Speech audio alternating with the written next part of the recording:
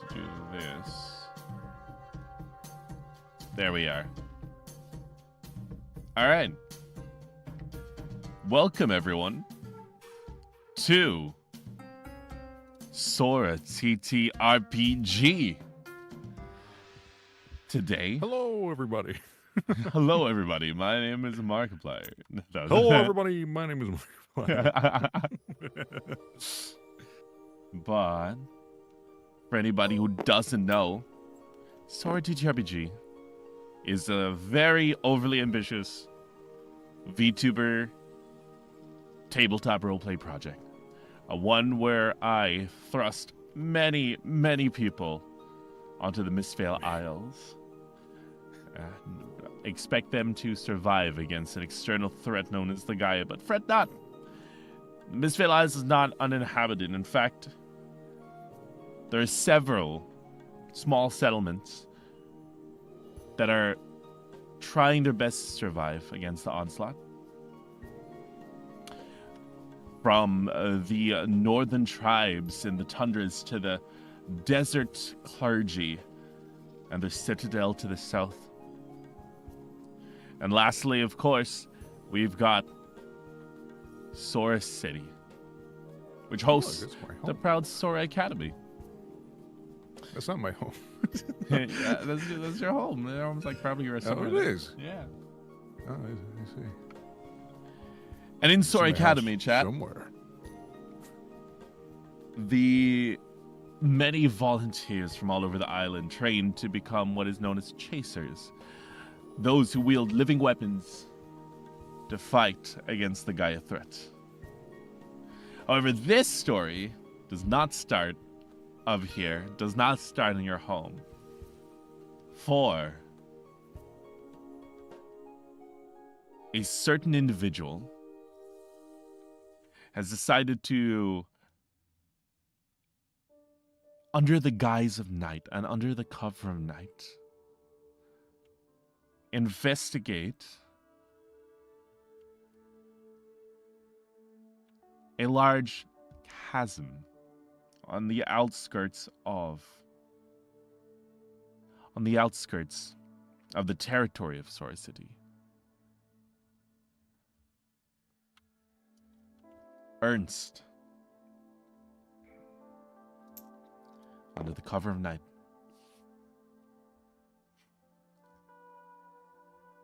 finds himself scaling down a large chasm to the left, for there are rumors of magic tomes deep within.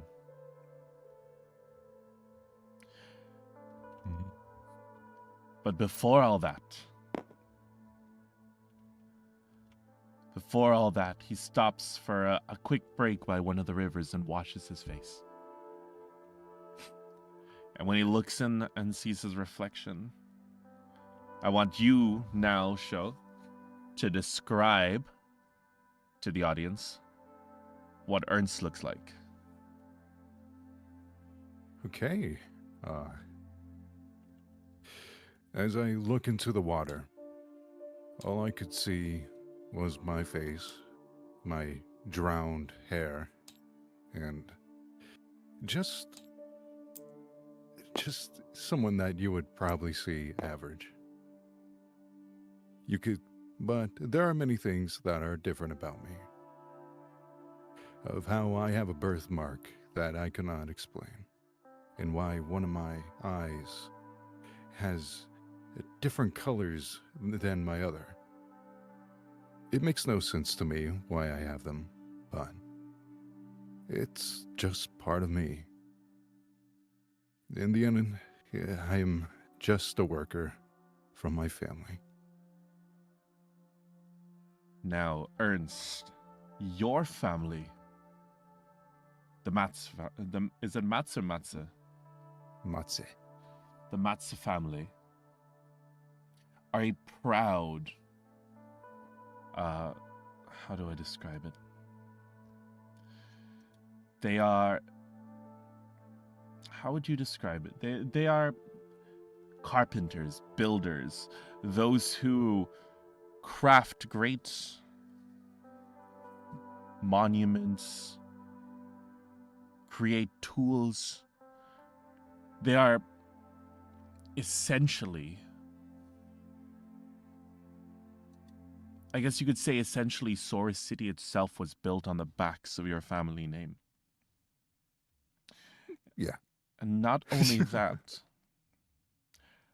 but they serve the great 𝕍𝖊 family, which is the holy family of the city. The 𝕍𝖊 family has long since been the, I guess, spiritual guide of all of Sora City. They are respected by all, and your family in turn is also respected.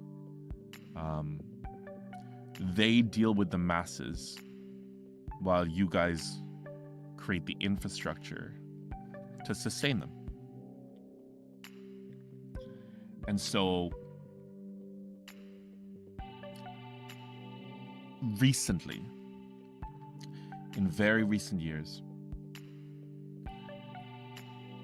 your family has been tasked with an almost unbearable amount of work and labor. And you would have noticed a change in the way that the 𝕍𝖊 family treated you. Specifically,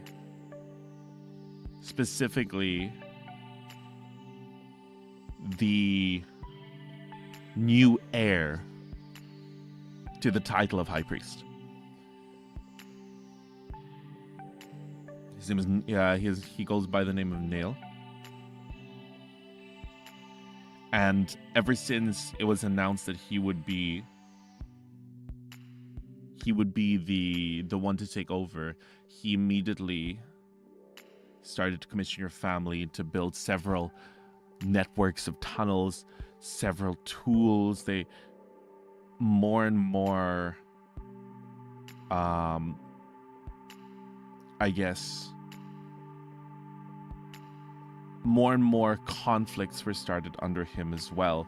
One of which being the Great Red Desert Siege, where Joy Gaia were spotted. Now this one is kind of more of a, it's not the worst thing in the world that has happened, because at the end of the day it was Gaia attempting to seize the Red Desert. However, Nail's leadership has not been amazing, and your family has been incredibly overburdened by broken weapons, armor.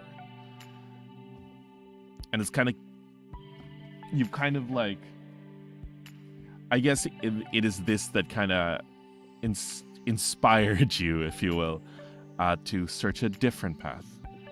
So I want you to, while he's washing his face, and honestly, at this point, he's actually delivering a shipment of weapons and armor and other supplies to the front lines. You have your carriages parked to the side. You're about here. And I want you to describe to me what Earnst is thinking as he's washing his face, and he's kind of starting to really ponder the thought of trying something different, I guess. Oh my goodness.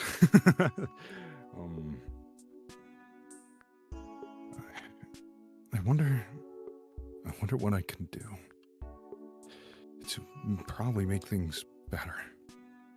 To make them at least give a chance.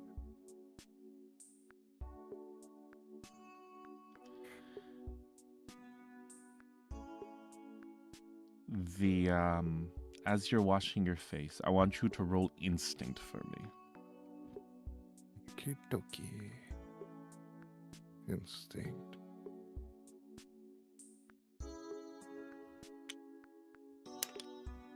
I did that wrong. And there's table dice on my dice. Let me see. Wait, what should I? Oh, you're red, yeah. All right, cool. There. I click on. Oh wait, 1 second. For some, this table for some reason doesn't naturally update your stats, so I've got to like put it -1 for agility, +1 for finesse. Okay. Oh, one for finesse. What is it? One for presence. My bad. No, you're good. It's this particular table, or this particular it's the red one. It's just bugged. All right. Wait, that's not right. 0 instinct. There it is. There we go. Okay, so you're gonna want to hit instinct, hope, and fear, and then roll. All right. Okay, maybe. Huh? Wait, I think it's still loaded all of the previous ones. All right, try it. Okay. All right. Instinct, hope, and fear. Boom. Okay, that's better. All right, so 10 with hope. With hope. So let me.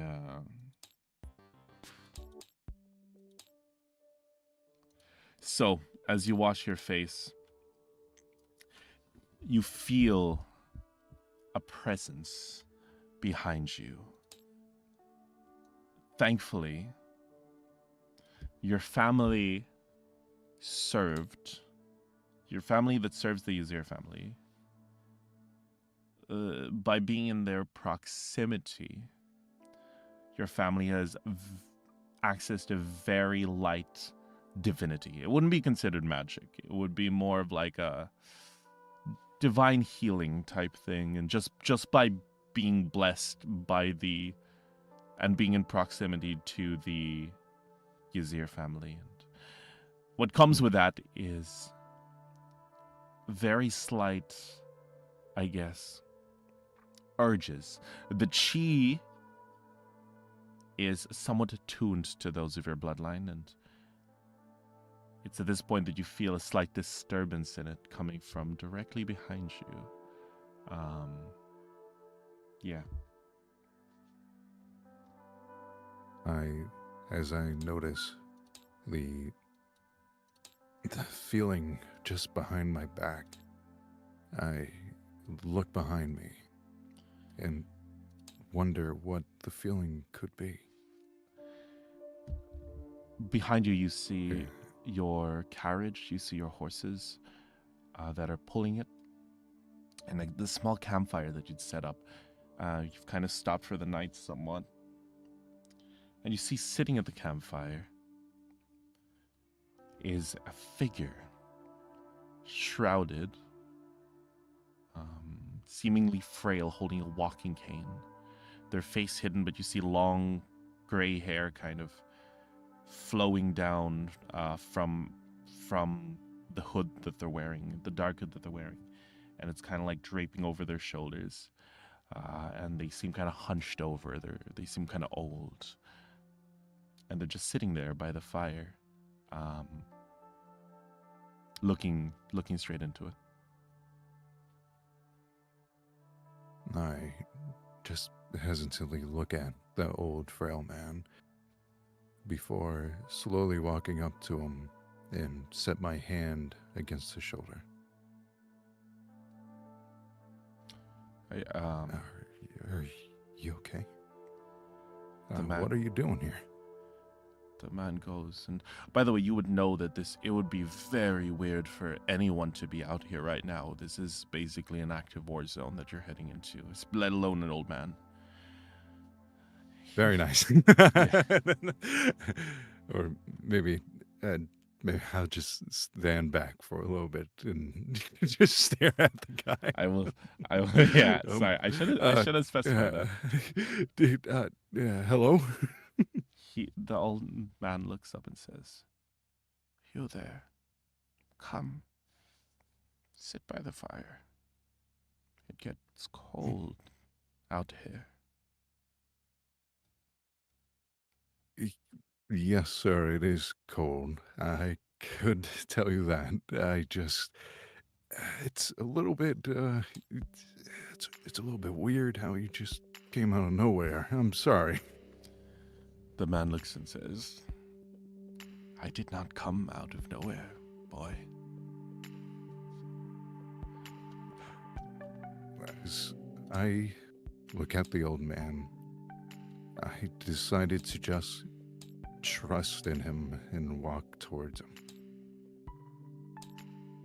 He, as you slowly approach, and he seems to,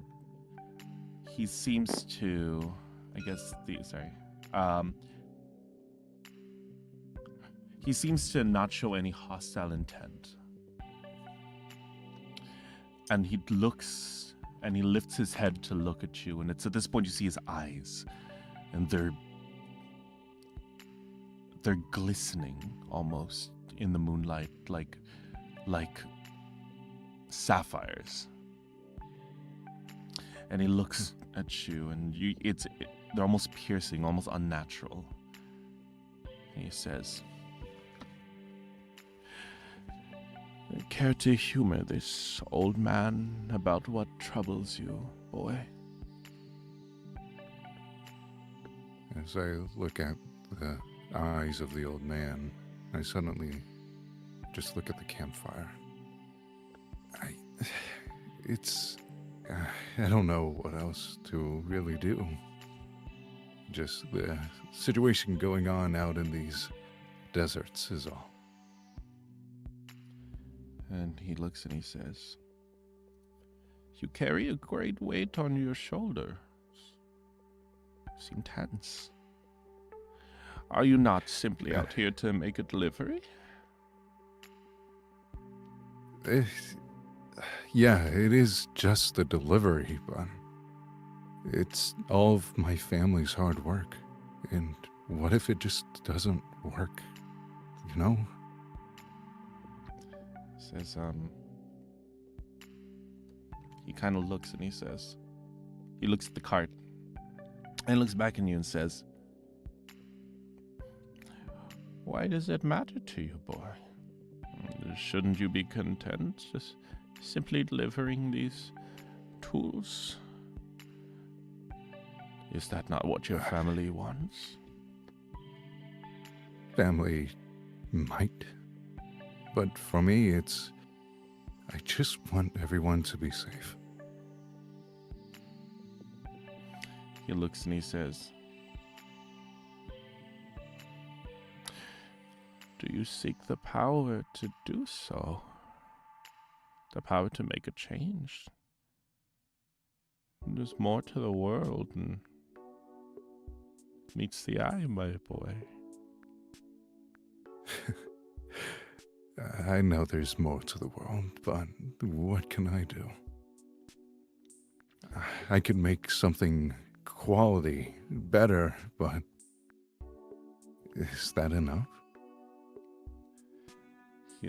At this point, he's looking you dead in the eyes, and it's kind of making you shudder a little bit. It's like he's looking through you. It's like he's analyzing you. And he says, "The pursuit of knowledge, boy.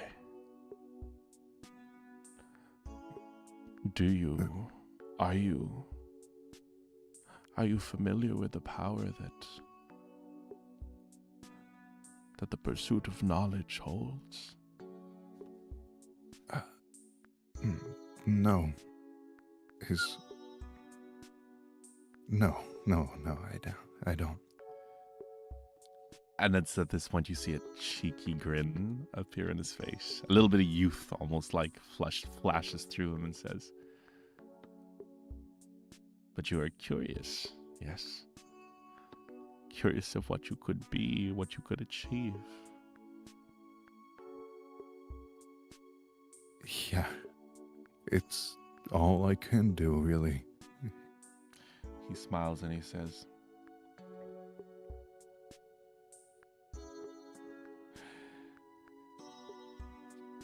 "Care to once again?" He looks at me. He looks at you and says,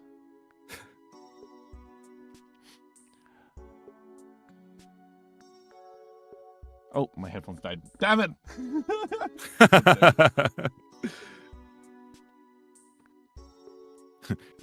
Headphones, sir. All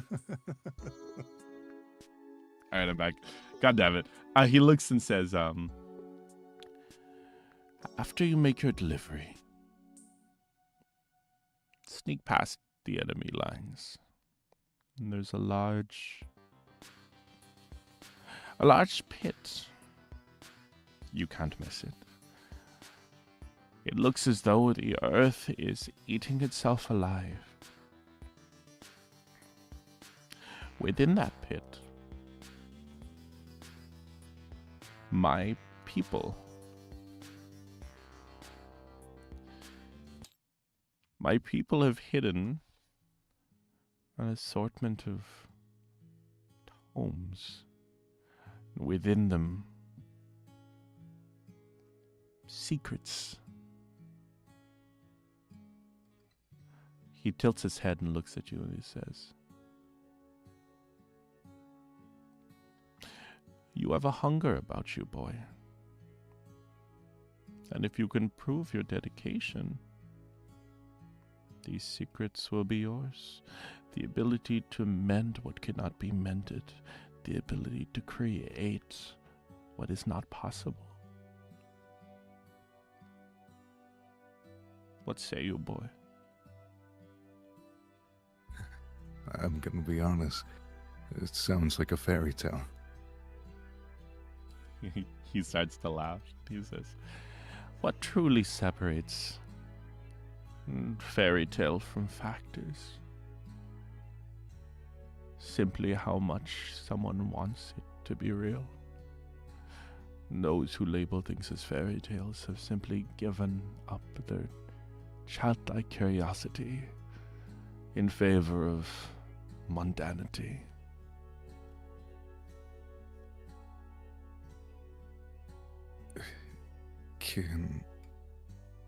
Do I have your word for it? He laughs and he says,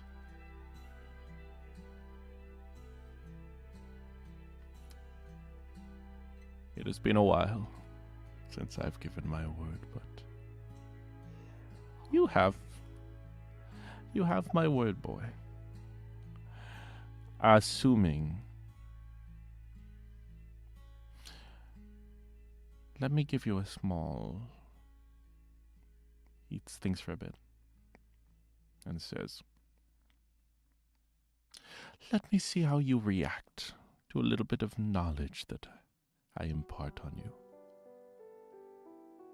Depending on how you react and how you respond to it, will most likely determine your path going forward.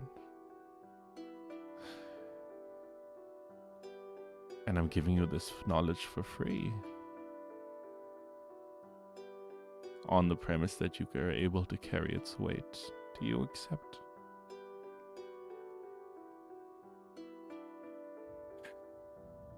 Kind generosity, sir. Let's see, then. Let's see what I can handle. He looks into the fire and says, "It is currently the year 1026 FW. Do you know what the FW stands for?"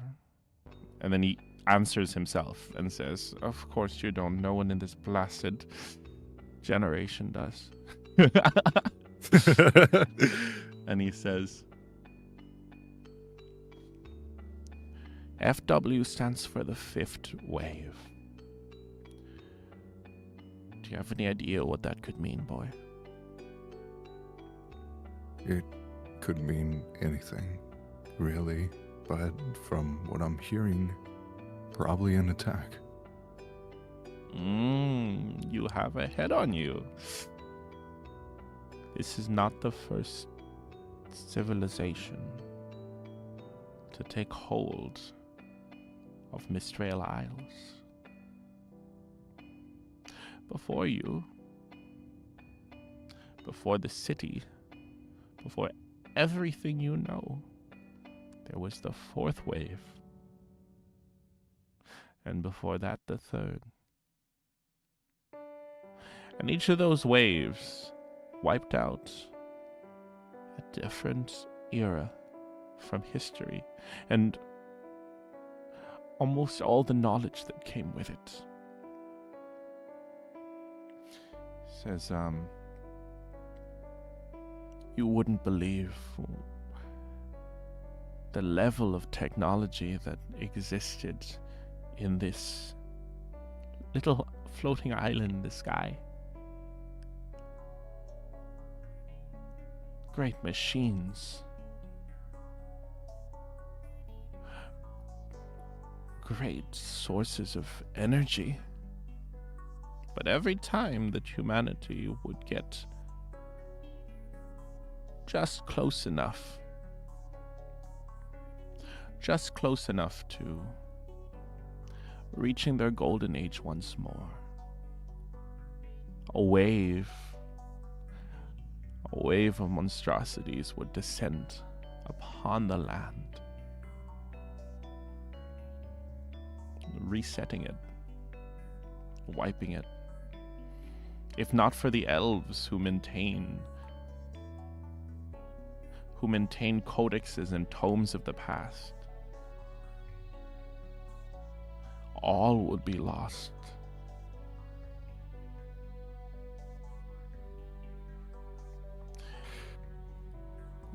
So, in other words, we're just sheep in a herd? He smiles and says, "You all are more like a..."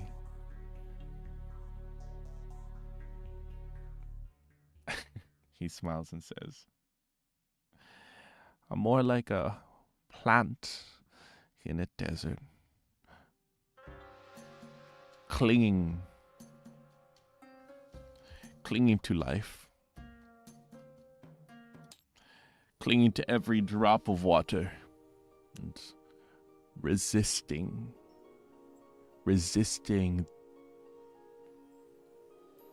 the urge to simply wither away."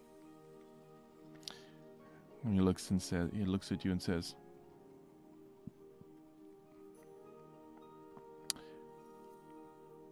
"Actually, I'm gonna make you roll knowledge right now, because I'm gonna see if Ernst recollects something." Knowledge with hope and fear? Yes. All right. Oh, huge! I will take that fear 14 with token. fear. He says, no, it's at this point that you realize something. He says that if not for the elves, but what you know recently is that 200 years ago, because you'd be a well-educated fellow, especially serving under the 𝕍𝖊 family as well. Like their knowledge trickles into your family quite well. And you know that when Gaia first appeared on the island 200 years ago, well, first time this wave, you're now finding out, the first place they attacked and wiped out was the Elven Kingdom in the northwest.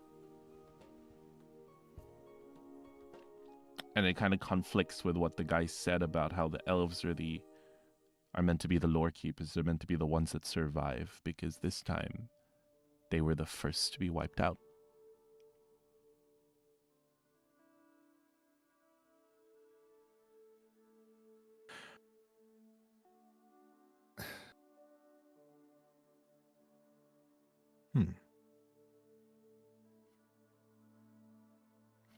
I don't say anything about it, but I continue to listen to the old man. He looks at you and says, "Many don't know this, but hidden all over the island are stashes, notes, tomes of people that refuse to draw their last breath without passing it on for those who come after." And he smiles and says,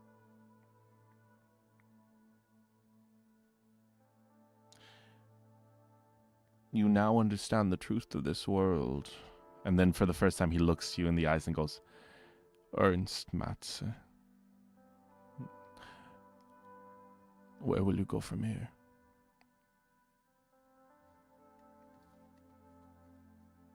I stare at him, surprised that he knew my name. And I just continue to stare at him. Couldn't think for a moment. Then I slowly get up from the chair. That's a good question.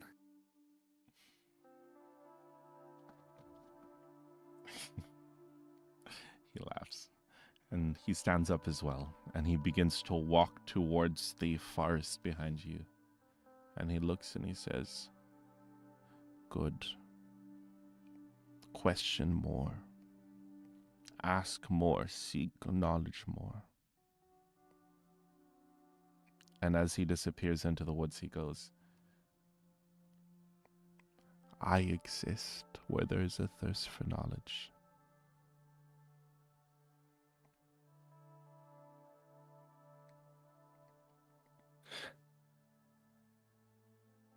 Stare at him as he goes into the forest.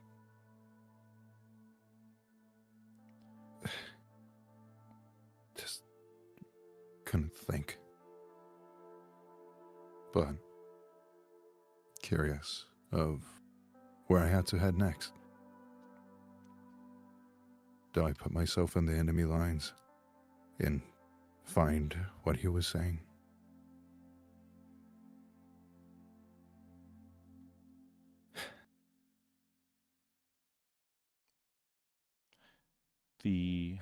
It's now at this point that you are. It's now this point that suddenly your eyes open. They open wide, and you're in a cold sweat, and you're wrapped up in your cloth. The nighttime has now been replaced by the early morning sun, and birds are chirping in the trees. You're unsure. You're unsure of whether what you saw last night was a dream, whether the old man that you encountered, who simply appeared and disappeared just as fast, whether that was just a figment of your imagination. But one thing's for sure. You have delivery to make. What will you do? I start getting the I start getting the wagon ready and head to where I had to deliver first. Awesome.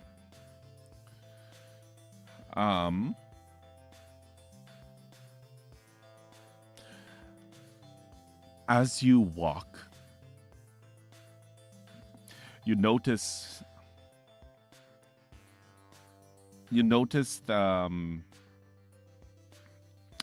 a strange, I guess, burning sensation on the back of your right palm. And it's like, you don't see anything, there's no color or anything, but it's something to note. And as you drive down, continue down the road, you very quickly reach the point where the fertile, lush soils of the forest area begin to slowly dry up. And they begin to slowly redden in color, redden in hue, if you will. And you now know that you have reached the Red Desert. And before long, you see some tents set up in the distance. And as you approach them, a soldier approaches you. And he says, "Halt! State your business."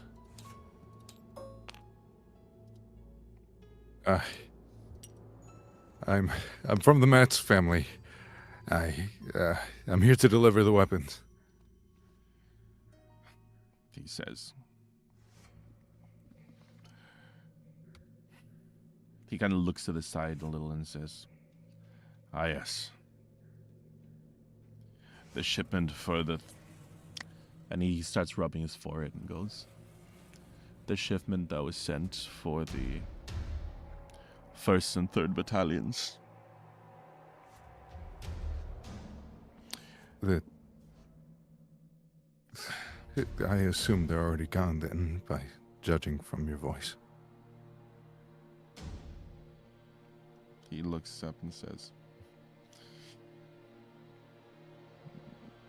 "Only the 1st. The 3rd is injured but alive. But we will happily take the shipment." He's kind of... You see, like, his kind of strong, sturdy frame is, like, kind of... really kind of just melted away in an instant the moment that he, like, thought of his fallen comrades. And he says, "Come." And he leads you through the, what's it called, towards the camp. And upon entering it, you see a truly awful sight. Several tents are set up around, and amongst them several stretchers of wounded soldiers, their armor and weapons broken, almost as broken as they themselves. Many of them lie silently, kind of tossed aside, avoiding eye contact, while medics do their best to heal.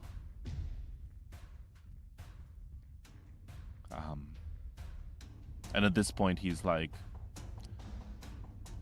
"Please, leave your carriage here. We'll come meet our commander.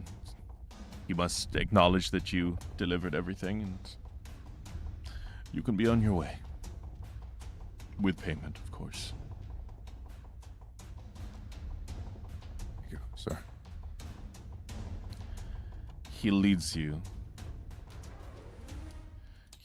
you deeper and deeper into the camp, and you see that morale is not high. Everyone is on the verge of collapse, even if they're not injured. And you head forward, and I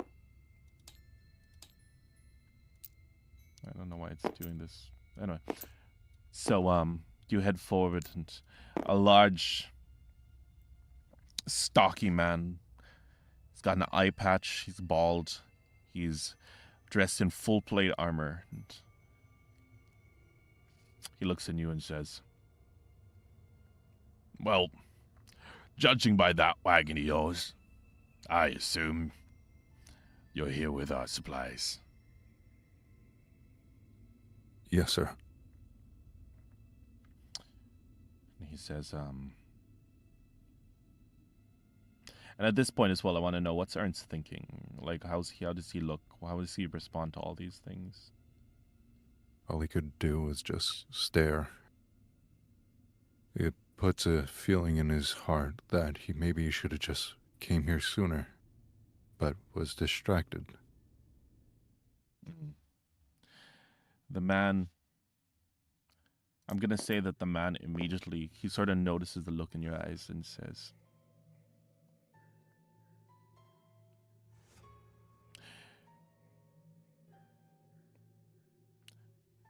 Do not pity the men and women you see here. They fight so that those at home have less to worry about.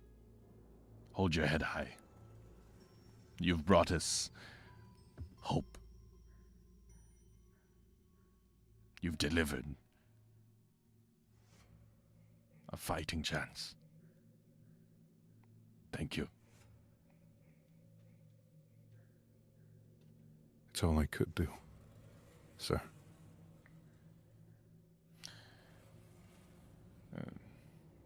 And all I can do is simply pay you and give you my thanks. Please, return home. Tell them that our soldiers... Wait, his accent changed. We'll say, return home. And tell them our soldiers continue to fight. And they will continue to fight until it's all safe. Safe enough for us to return.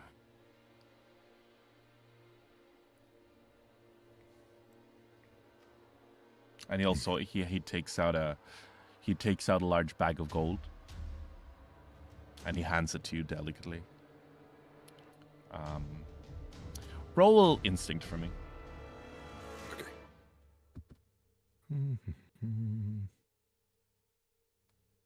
With the hope and fear of the Yes. D20. Hope and fear. Okay. 13 with damn, you're getting good rolls. You notice that as he hands the bag to you, his hands are trembling. He's used to giving inspiring speeches, but you can tell the part of him doesn't fully believe the words he says.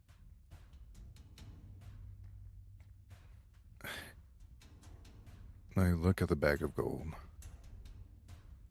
Then I set it down and look at him. It's if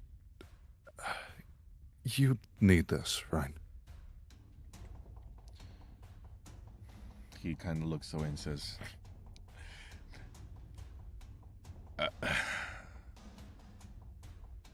and kind of under his breath a little bit, much less bolsterous, says, a dead man has no need for gold.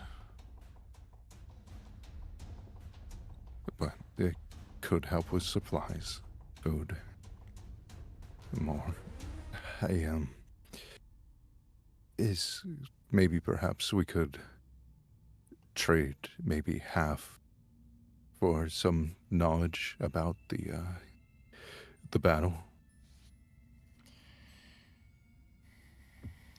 He rubs his head, and you can tell that he's very,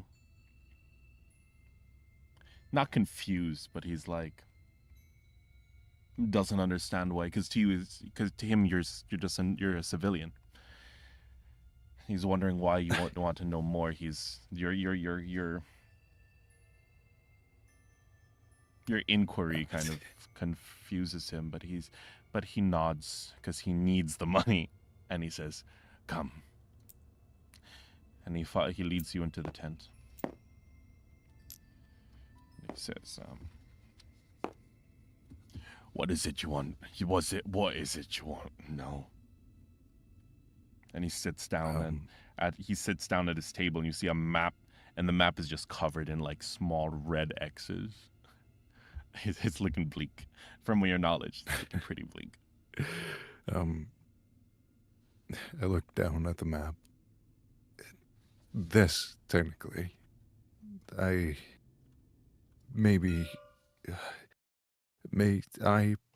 is there a copy I could have? He nods. Also, I'm just marking the X's around the actual physical map up top. Yeah. And he says, yeah, of course, yeah. He kind of looks through the side, and he hands you a small, miniaturized size of the map. And he says, "What is it about the battle you want to know?" Just where they are. I guess I'm worried about when I go back. I don't want to catch them. He nods and he says, "Thankfully, our men are holding back the Gaia. They're the Joy Gaia. You can't miss it. Or no, sorry, they're the Connection Gaia. Wait, 1 second. Let me check my notes. It's one of the two. It's one of the two Gaia. Let me see.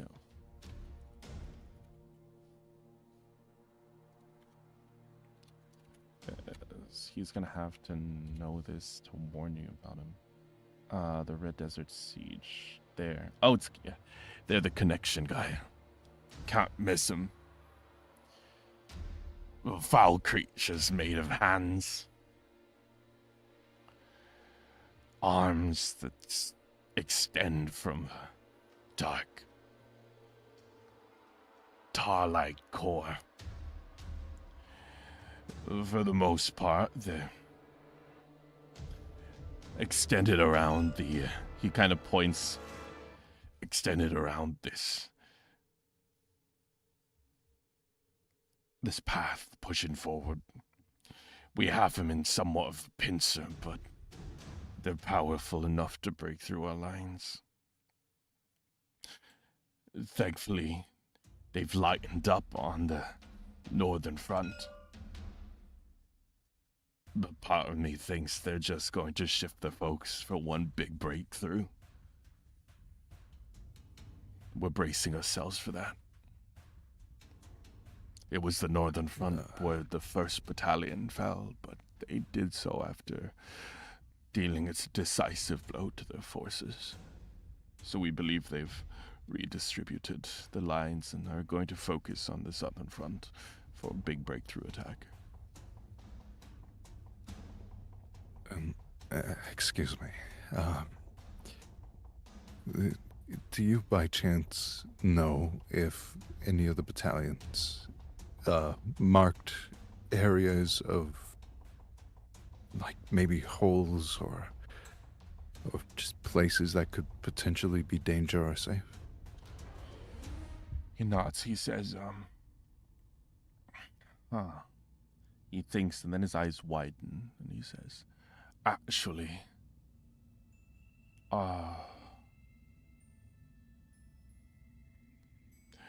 Baltro, captain of the 1st Battalion, sent word to us that he found a large chasm that even the connection guy steer away from. Him and his men camped near there one night, and not a single Gaia, not even a scout, approached them. And he kind of marks it on the map.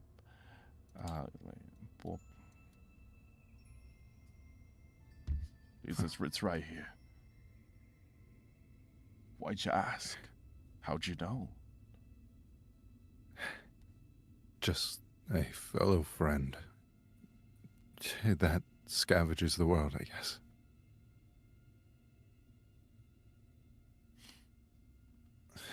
Thank you. I set half of the gold separated from mine and give it to him.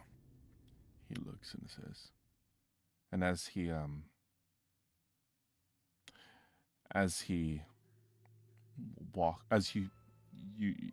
he does that, it's like his kind of conscience kind of breaks for a second. Says, the amount you give back is enough to buy rations for another month. Are you sure you wish to depart? Will this not create a rift between you and your family? You don't have to worry. For all I care, I could just say I spent it on gambling. He kind of chuckles and he says, oh, how I long for a good game of cards when I'm back home. Maybe we can play. You do. Once I return. Once I earn. That would be cool. Good. That'll be cool, bro. That would be nice. Yeah, thanks, man. He nods. He nods and he sees you off and he walks you to your carriage as well before waving. And where would you like to go from here? I wave the man goodbye, and as I get out of view distance, I set my carriage into around an area that could be possibly hidden, and I start heading towards where he marked the spot. All right. So it's now midday, and you know that the Gaia tends to be more active at night. You head over around the northern area, around here, underneath some large stone pillars. The sun is intense, and you walk for hours. And as the man said, you see the remnants of battle as you walk, especially after leaving the shade of the large pillars. You see fallen soldiers, you see broken swords, you see crushed armor strewn about. It seems that this battle was fresh, and most of the bodies had not yet been recovered. But you also see a black dust everywhere, all around the bodies, and you do know that these are remnants of Gaia that have been defeated, that have disintegrated on defeat. But you also see large handprints on the battlefield, like imprinted onto the floor. Whatever these people were fighting, they were big. But you also see an innumerable amount of smaller handprints. Hordes of monsters. You can almost see the battle and the things that these men must have seen. And as you stand over, you then see it. Like, you're not even that close, but you see a huge chasm, like a rift in the ground, almost as if the ground itself had sunk in, almost like a sinkhole. But it seems there's a strangeness about it, almost as if the sinkhole is... You can't really tell, but there's something about it that feels, I guess, not static. Like you're far away, but it's almost as if it's growing and shrinking in some parts. Like it's not fully, like I said, fully static. Mm-hmm. I am believing in the fairy tale. I start slowly and cautiously heading over to the hole. And it's at this point that you start to see in the distance. No, it's like, yeah, you make your way to the hole and you sort of stand at its edge. And you look down, you see a rocky descent. Not man-made and definitely not intended to be climbed down. But you definitely do see a path down that you could take. You do have supplies on you. Rope and such, and other things from your carriage. And it's at this point that you spin around, only to see... Actually, roll an instinct for me. Okay.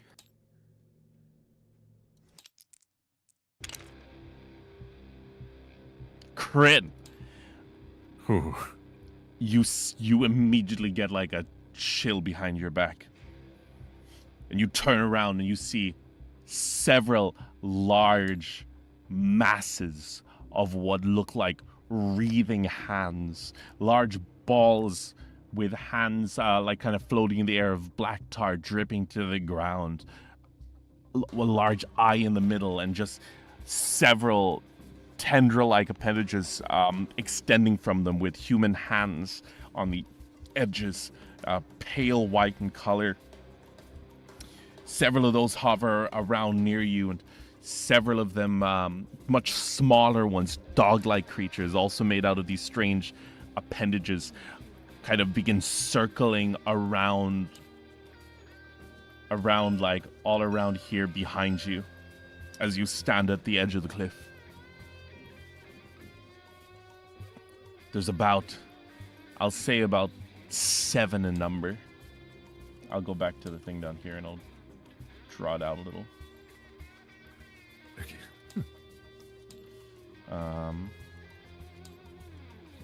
Chasm right here.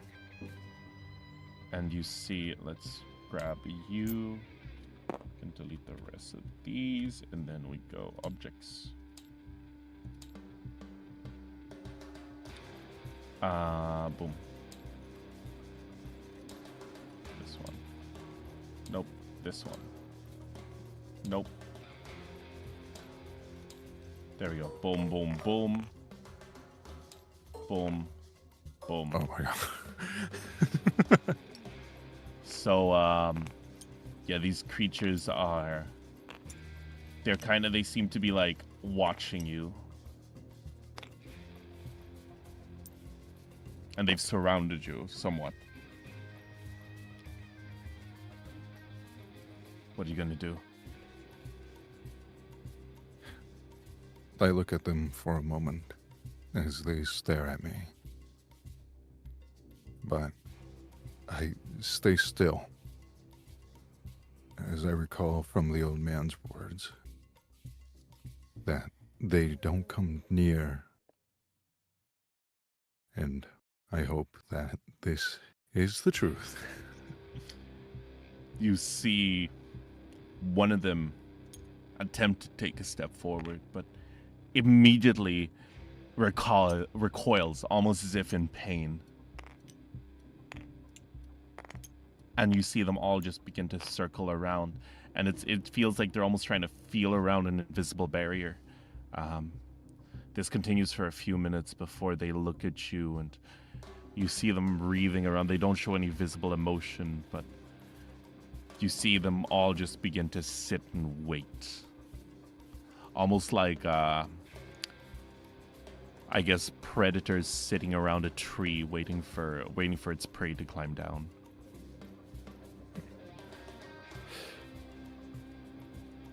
I soon go into my bag and start getting the rope out. And from if I look down to see how long I think that I need. It's about I'll say, to get down to the stone walkway, about 30 feet. Okay. I'll also say there's ample, like, rocky outcrops around that you're able to secure it to if you want. Yes. I'll go over and secure the rope that I have in my bag and use the 30 feet of rope. All right. You begin to descend the rope into the darky depths of this large chasm. The mysterious chasm that even monsters won't approach. And as you're descending, you have your feet planted on this cold, rocky surface. But you immediately find something strange. The lower you go, the warmer it gets. It's a pulsating warmth. And then the lower you go, the louder it gets. It's a familiar sound to you. It's chugging. It's the sound of machinery. As you get lower, metal clashing on metal, pistons actuating. The lower you go, the louder this sound gets.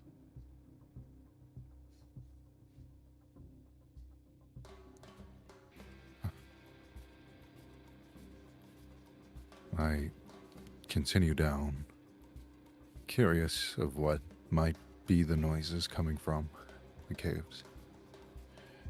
Roll agility. Oh, this is gonna. Oh dear. That is very in character. You do get a hope though, but I've already marked it. By the way, in future, if you roll hope, you can just mark it on your sheet there. Oh, okay. I already marked it, but yeah. Okay, thank you. So as you're climbing down the stone, unexpectedly, your foot hits metal. And as you know, metal is a lot more slippery than stone. And this catches you off guard enough that you slip, and your grip on the rope begins to loosen. And you begin to not fall straight down, but rather like swing. Like the rope begins to like kind of sway and swing as you attempt to regain your balance. Roll agility again.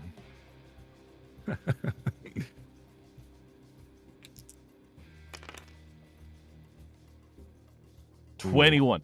This time you're able to somewhat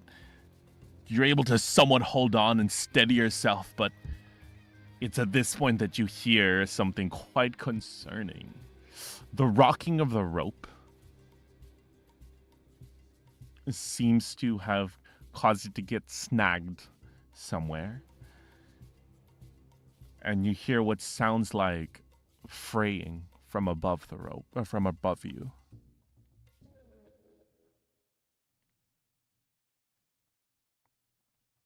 The rope seems to be slowly coming apart.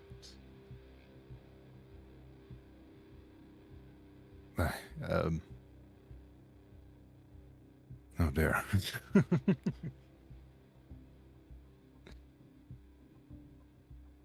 Say that again. Sorry. Basically, from the swingy and stuff, it kind of got snagged, and the rope now seems to be like at the point where it got snagged seems to be like fraying apart ever so slightly.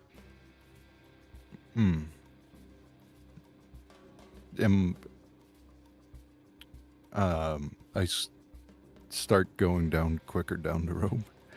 Roll agility, and this time because you're going quicker, you have disadvantage. So roll the agility and with the hope and fear, and then you're going to roll a d6 and subtract it. Okay. Oh. You roll your d6. So it's going to be 8 minus Thorn.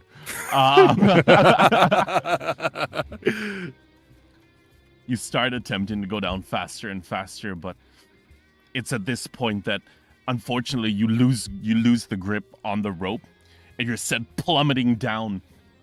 However, you were already close enough that hitting the ground simply takes the wind out of you. However, you're unable to stop the momentum as you begin to tumble down what feels like a slanted ramp made of hard metal. You just hear a thunk, thunk, thunk, thunk.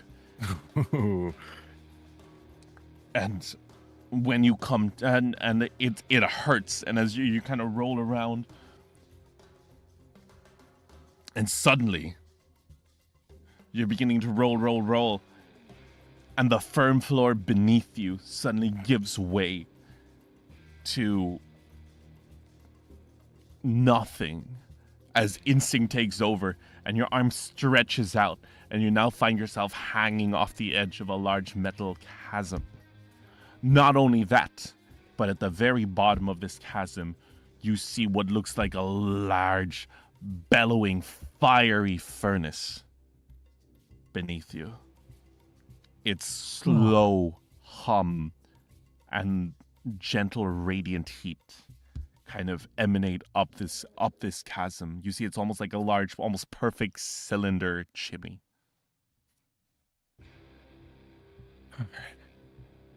I cautiously try to get onto at least my knees. So currently you're hanging with one hand off the edge of this chasm. Oh, whoopsies. You're So I try to... Yeah, I try to get myself back up. Roll strength.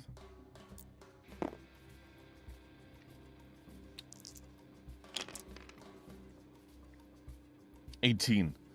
Okay. Nice. So it's at this point that you're able to, just with all your strength and a little bit of adrenaline at this point, you pull yourself up just before the end of this chasm. It's at this point that you find yourself on a large slanted ramp. The heat from the furnace is kind of illuminating it enough that you can see a large it's nothing like you've seen before. This entire underground area seems to be made of metal sheets that, like, obviously coming from a town that's mostly made of stone, this is crazy, and the metal seems clean, very little blemishes. It was made by technology that you can't even fully wrap your head around. I'm gonna make you, but you are up on this large slant, and looking around, you see a few corridors coming off it, like small ones, kind of here and there. But there seems to be a strange moving tracks on them. Roll instinct for me. Mm-hmm.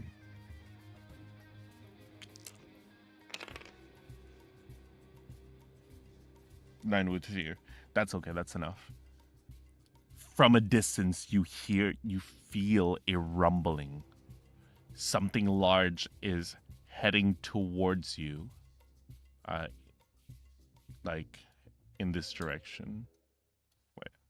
It's like in this direction. You don't know what it is, but something big is coming.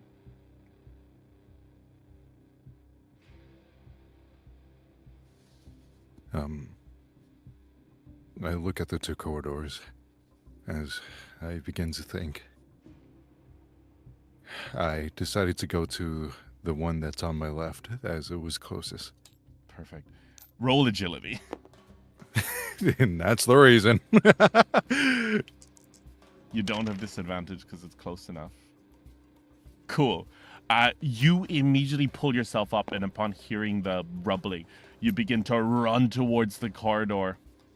And you're able to leap in just as what looks like a huge ball of honking scrap metal rolls past the entrance, straight out into the fiery pit below. Oh my goodness. You walk along this the corridor. By the way, it is a conveyor belt, and you see small bits of what look like scrap metal kind of also being like rolled out. So you're kind of walking against the travelator a little. But you begin to walk through until you find yourself in a large room. This room is filled to the brim. Firstly, it's illuminated by strange blue light strips that you've never seen before. And you see what looks like an entire, I guess it would seem like, you see a large conveyor belt. And on it, your eyes kind of widen. And you see what look like small mechanical creatures, spiders, on the conveyor belts. They're made of metallic plates that are stitched together by what looks like fleshy strands and threads. In the middle, a large mechanical eye that's It's almost like a mechanical shell, but inside is like a human eye that they kind of dart around. As large machines, also made of this weird mix of metal and flesh, are sort of picking at them and kind of adding parts to them, and any parts that and any defective creatures or ones that are seem to have any blemishes and stuff, you see this large hand kind of reach out and like grab the eye from the middle, rip them out, place it aside, and toss the metal scraps onto the conveyor belt that you were walking on. And as you approach, all of the eyes just look at you as they pass. You also see a few doors around. Sickening.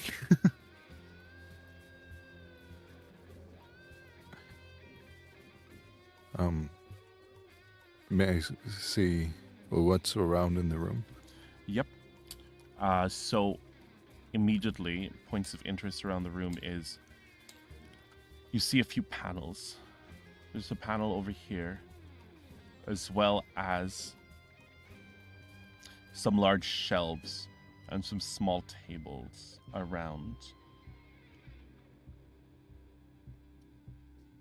There. Yep. I guess as I look to my left, I see the shell with the table and walk towards it. On the table, you find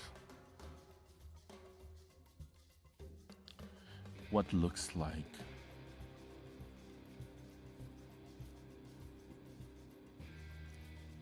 I guess you see a skeleton draped over the table. In its hand, well, the skeleton seems to be wearing a white robe that you've never seen before, and seems to be wearing glasses. And in its hand, you see what looks like a card. You're not quite sure what it is, but it seems to be. There's letters written on it in a language you don't understand. But you know what? Roll knowledge for me. Okay. Those cute glasses. Thank Ooh. you. 7. I'll give you advantage. You can roll a d6 and add it. Okay.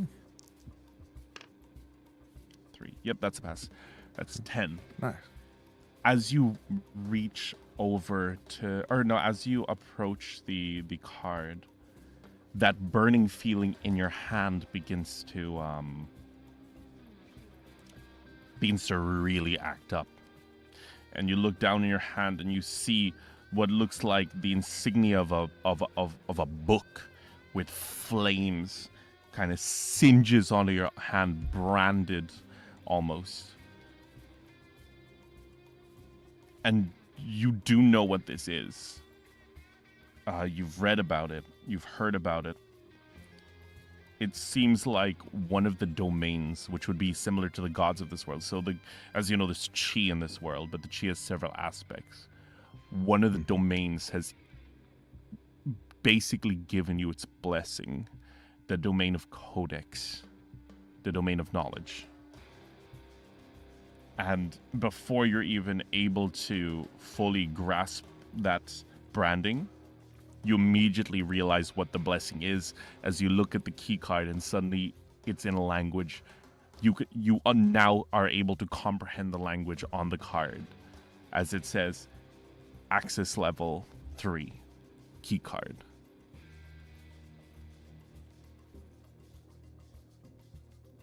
Okay, this is getting more weirder. I look to my right and notice the shelf, and I head to that one next.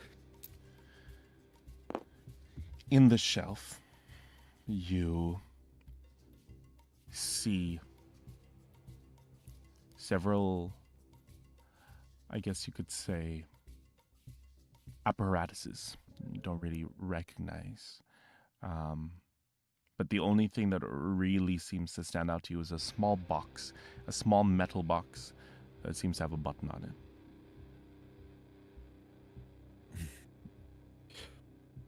I slowly reach out to the box and press the button.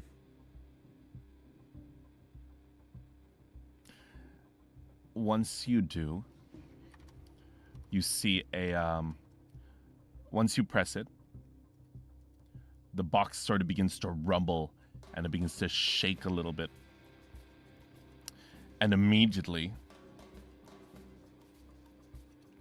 you see them begin to, you see it begins to sort of, I guess, become a liquid that immediately latches onto your hand. And you see it begin to almost travel up your arm, forming what look like hand runes that and they kind of mesh in with your hand, and you can kind of feel them begin to buzz with energy. You're not really quite sure what it is, but your hand feels stronger and almost like you can feel it pulsating with energy.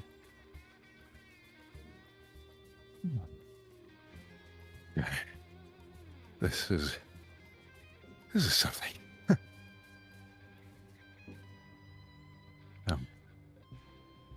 I stare at my hand for a moment before looking around for anything else as I notice the panel. There wouldn't be anything else in the room, no. Oh, okay. It'll just be kind of this, apart from the panel. But there is doors. There's a door to the left and a door to the bottom. I look at the door of the left and slowly go to it, taking my time. Just I figure out that this is a lot. Yeah.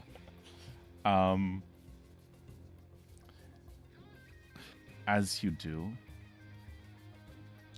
you see us kind of you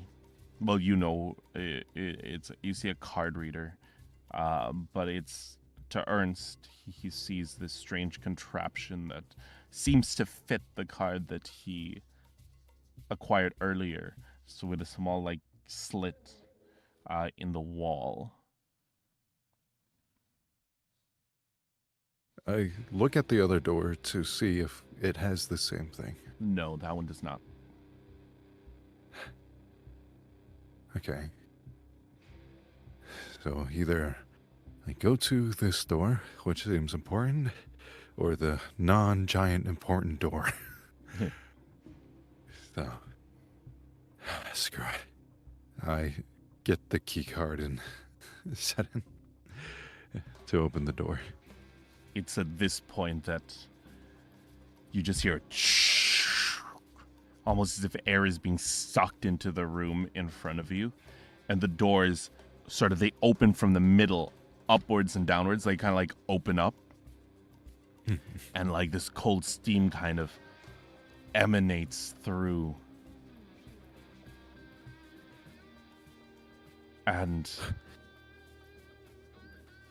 you see something strange on the other side. There's a pedestal surrounded by glass. Here, let me kind of running out of table room here, so I'm gonna have to draw it up here. You see a pedestal surrounded by glass inside the room, as well as a large panel. This is the door that you entered through. And looking in, you see something strange. Something very, very strange. There seems to be a book in the middle. And the book looks like a normal leather book, but there's metal corners. And in the middle of the book is a large, I guess, a semisphere embedded in it, blue, with these kind of ornate kind of metal shapes around it. And hovering above it seems to be, you see the figure of a woman. Her body is the color sort of green, with these strange markings around her. She's very small, like I said. She's just over this book, a projection of sorts, and she seems to be like laying down, eyes closed. It just looks like, yeah, she has a human face, but her body is feminine, but like I said, it's all just green markings and such. And she has this kind of short, shoulder-width hair. I slowly walk up, but not too far, as I think about what I should do next. Then all I say is, hello? You see this woman kind of like, she kind of stretches she kind of notices, hears the voice, and she kind of like straightens her back out a little bit, and she stretches, and she slowly gets up, and she's like, is it time already? Oh, man, I could have slept for another few thousand years. Thank you very much. Her very nonchalant tone kind of catches you off guard a little. Few thousand years. Yeah, I mean, unless it was tens of thousands. I know, you lose count after the first 1,000. I see. Then you must know where I am. She says, she looks and she says, oh yeah, you're in, sorry, I'm still groggy. She starts rubbing her eyes, and she says, oh yeah, I believe this is laboratory 3 of the, what are we called again? Oh yeah, the Dynex Corporation. Yeah. The Dynex Corporation's 3rd laboratory. Oh, welcome. My name is 𝕿𝖍𝖊. I will be your, why am I here again? Sorry, it's been a while. But yes, the Dynex Corporation welcomes you. For all of your, what's it called? Oh yes, anti-gravitational and energy needs. If you can dream it, we can build it. She said, and she kind of flares her hands out a little bit. I see. Whew. Okay. Honestly, I should have predicted that advanced technology like yourself is in here, I guess. She says, I'd like to consider myself more than just technology. I'm a woman of class. A woman in class, then.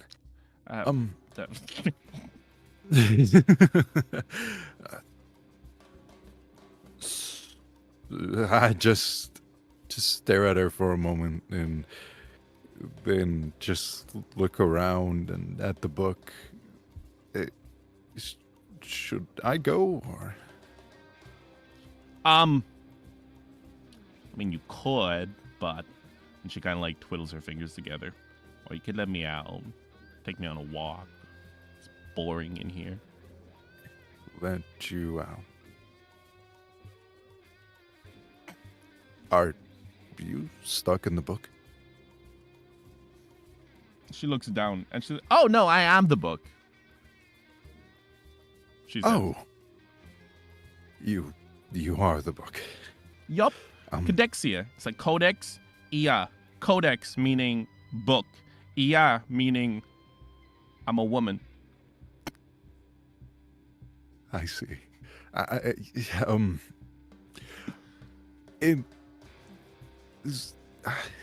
just look at the floor for a moment, and She said, "You I seem a get bit my hand dumbfounded. onto Are my you a chin. customer?" She says, if you want, Dynex Corporation specializes in floating island technology. If you want a home in the sky, we can set you up real good." I look at her again. You created floating islands.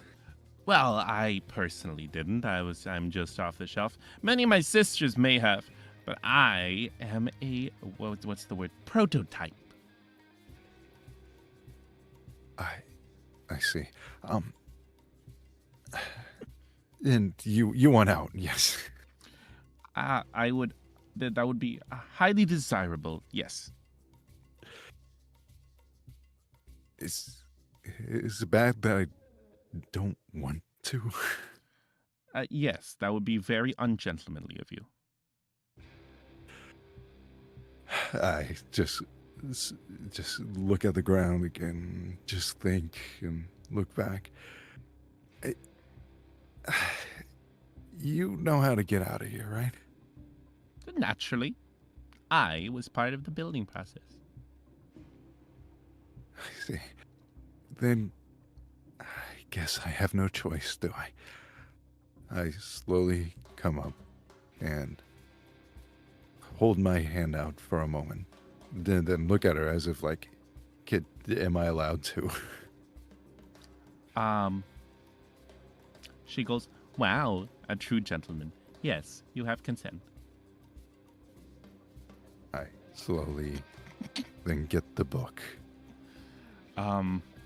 So as you reach over, the barrier around it seems to slowly dissipate a little bit. And you now pick up the book, and it's oddly light in your hand. And immediately the codex symbol in your other hand just begins to flare up, and like knowledge just begins to pool into your brain, and you understand just images that you can't fully comprehend start flashing. You see images of Codexia, you see images of other books, you see insights that would make anyone else shudder, but at this point you're somewhat desensitized to it after seeing all this. Large machines, screams. You see an old man. You see an old man placing Codexia on the pedestal with burning sapphire eyes. And you hear him say the words, "Be safe, my daughter."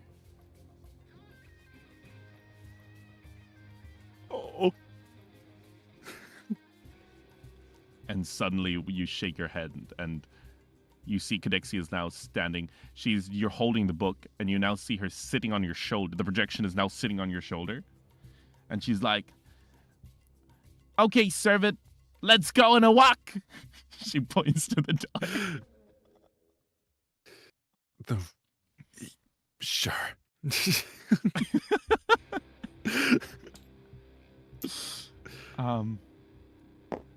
And she kind of sorry, out of character. I can't. I designed this. I designed her to be like Cortana, but she's so much more annoying. I can't take her seriously. Okay, back in character. Okay, so yes, she points towards the door and she says, "So, do you have any questions?" Holy crap! She sees those spiders. Like, when did those get here?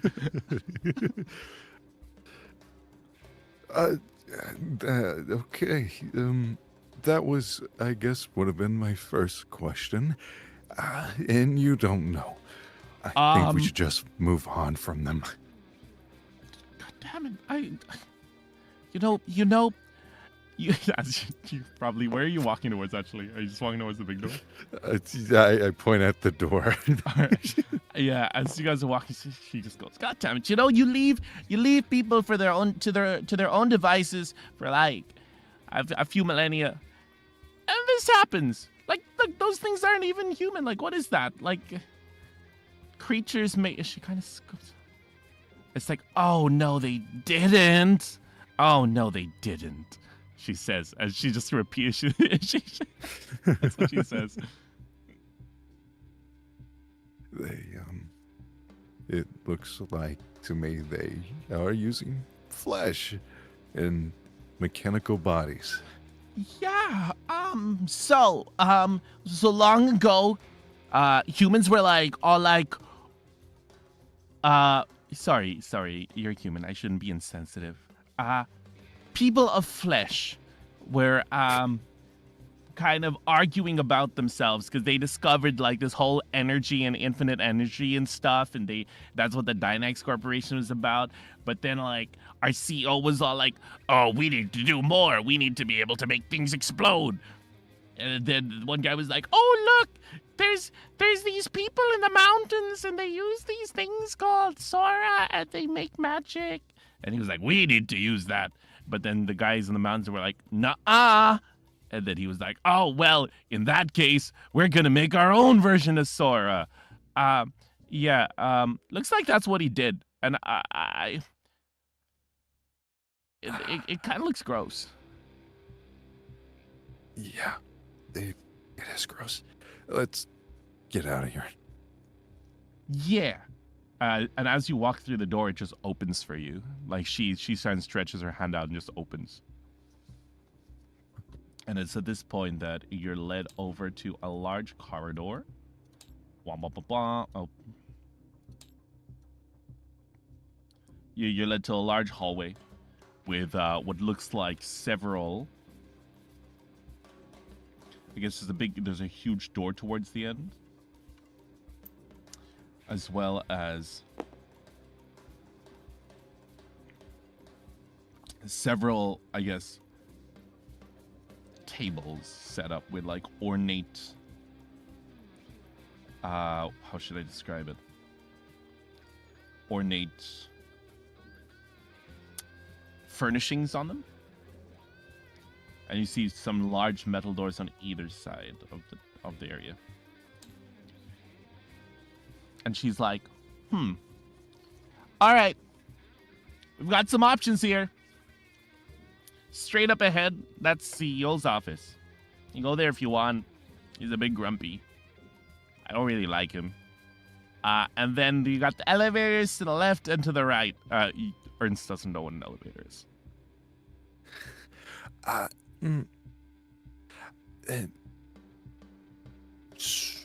think the grumpy person is probably dead. Yeah, probably. But his grumpiness lives on. She kind of squints her eyes. I guess we'll check it out real quick, and we could go to an elevator. Yeah, an elevator. She kind of looks at you kind of weird. Sure. I want to the office. She, as you walk through the door, you see once again the, what's the word again? Oh yeah, another key card, small key card slot.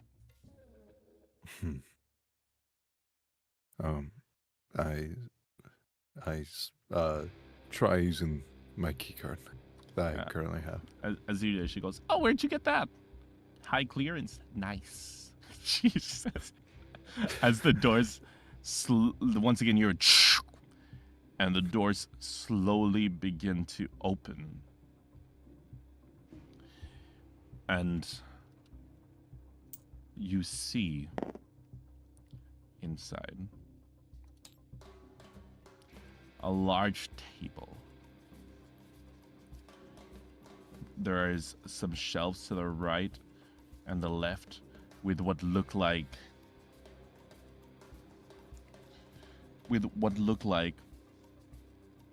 several artifacts that you've never even seen before, kind of floating like hovering in the air. You see what looks like I guess, several plaques around the walls. And I want you to roll instinct here.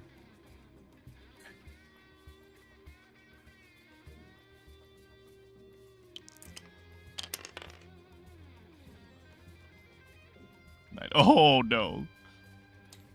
You don't see anything. You don't notice anything else in the room, but you do notice you do notice on the table a large kind of, I guess it would be like a metal rod of sorts, resembling a wand.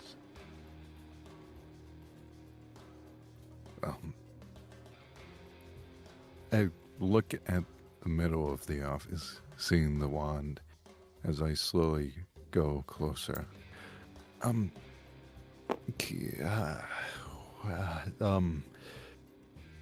Dex. What are these things? She tries to protest, but kind of feels like it would be futile. So she points to and she goes, "Oh, over there. I believe that is an early prototype of a channeling device that we tried to emulate a Sora, or we originally tried to use it to amplify the power of those who wield Sora. Unfortunately, didn't work at the time, on account that the Sora people didn't like us enough to trust us." I see. And the other things, like on the shelf? Oh, she points. Oh, that's a Newton's cradle. If you you lift one ball and it goes book, book, book, book, and she kind of starts playing with her hands. And the other one over there, she points to the shelf over there. That's ferrofluid. It's really cool. Okay. Oh, and that over there is a Nintendo Switch.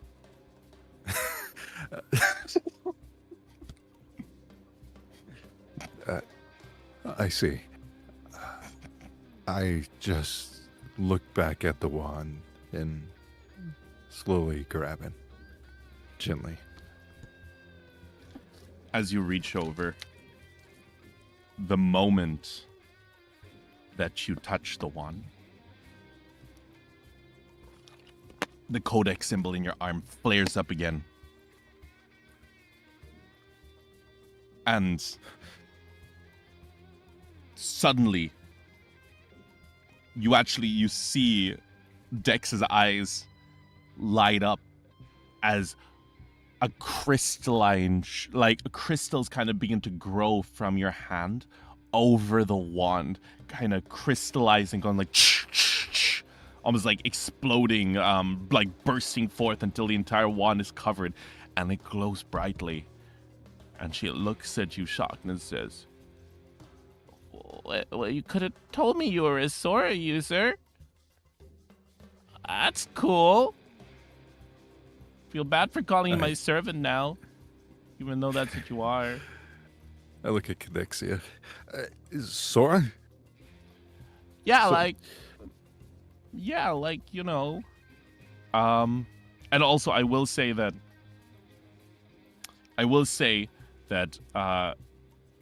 Earnst would know what a Sora is, because Sora Academy, Sora City. But he was never, no one in his family has ever become a chaser. No one in their family ever awakened a Sora before. Yeah. And so he wouldn't know what they are. But definitely not expect him to have one, or to be able to use one. If it's... You're serious?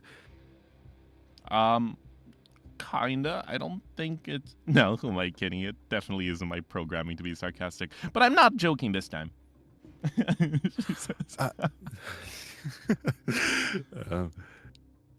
I look at the wand and the runes that are on my hand. And just, I guess, the realization of him just overnight, he's someone else. This. Okay. And suddenly, because you didn't notice this earlier, you hear metal kind of slithering around the room, kind of near you, and followed by a deep bellowing voice that says, "It's a lot, isn't it?" You hear this kind of metallic, robot-like voice kind of echoing throughout the room. I look at where the echoes could be heard. All right. Who are you? You suddenly, from the other side of the table, you see this metal hand kind of reach up and clasp the table, like the metal claws kind of digging in. And another one kind of reaches out and digs in. And it's at this point that you realize these hands are like twice the size of your head. And they pull themselves up, and you see one of those mechanical eyeballs kind of peek up on like this elongated neck, but something is different. This eyeball seems to be kind of crescent with gold. Same with the hands, as a machine pulls itself up out from behind, and it towers above you. This strange, almost like serpentine creature of like, it has the body of a serpent, and then as it gets up to the top, you see like a large muscular frame made of metal, gilded with golden accents, followed by Dex going, "Oh, sup, boss?" But hello, sir. And he says, "Well, it looks like we've found ourselves a little kleptomaniac, haven't we?" The maniac? Kleptomaniac, it means you like stealing. I'm so sorry. I don't know what it. I know I was supposed to be here, or I didn't mean to steal. He holds his hand towards you and said, "Don't worry. Everything has a purpose. Everything is made for a purpose. Even those of you who still cling to your pathetic, fleshy shells." And Dix goes, "Yeah, he hasn't changed a bit." So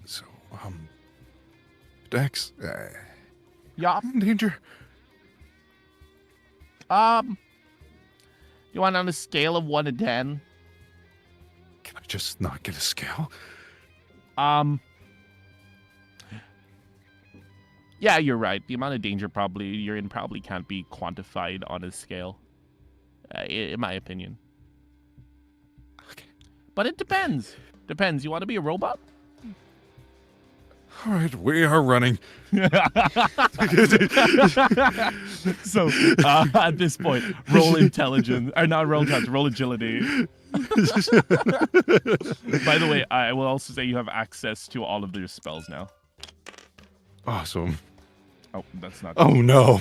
What's that? Oh no. You turn around to try to run, but suddenly, you feel a tail, like a large appendage, kind of wrap around you. And the what's called, and like kind of hold you still, and the man goes, "The Gaia, they granted me something much." He smiles. "While the other companies trifled with emotion like joy and peace, I sought purpose. And purpose found me." He nods. He says, That's nice. You had to you found something for yourself in this world. What might that purpose be? And he laughs and he says, "My purpose is to bring purpose to all those I encounter, to give them a reason to exist in this perfect little game we play called life." Well, as you could see, I put my hand up with the runes and the wand. This literally changed me in a matter of seconds, and I would say you have done a well job. He smiles and he says, "Oh, we're just getting started." He says, and Dex goes, could you not dent my servant, Mr. 𝕍𝖊? And before she can finish his sentence, he goes, Dex, I now go by a new name. They call me the progenitor of the purpose Gaia, the unbroken author. And she goes, yeah, it's a bit lame. Also, by the way, at this point, I'm saying Ernst's heart should sink, because the progenitors are the Gaia which create each of the factions. They are like the top Gaia of their factions, basically eldritch level entities that are only basically would have been told in stories to scare little children. And you decided to put this upon me? How am I gonna get out? Oh my gosh. Yeah, good luck. Thumbs up. Yeah, good luck. All right.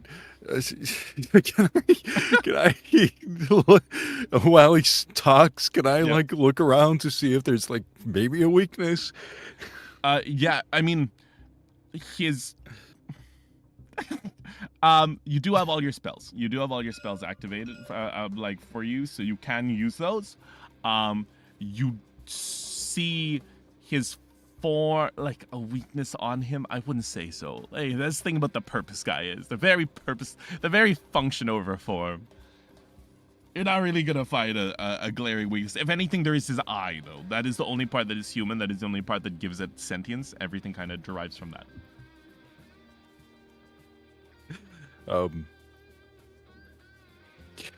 Can I roll a spellcast for Mysterious Mist? Sure, that would be your spellcast roll, which is, oh yeah, by the way, these go down here, and over here is, where's your knowledge thingy? Let me grab this. I think your school knowledge, right? Yeah, school knowledge. School of knowledge, subclass school of knowledge. There it is. There. Okay. All right, so knowledge is your spellcast roll, unsurprisingly. So roll knowledge, and just trying to get at least 13 here. Okay. With hope and fear? Yep. All right. That's definitely over 13, and you get all right. Oh, by the way, you also have this ability. Not this time. Which basically, if an adversary tries to attack you can spend 3 open force to re-roll it. Okay. But you suddenly Dex goes psst. He goes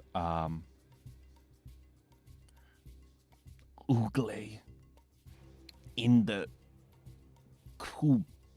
Blaixe, she whispers. Just look at the book.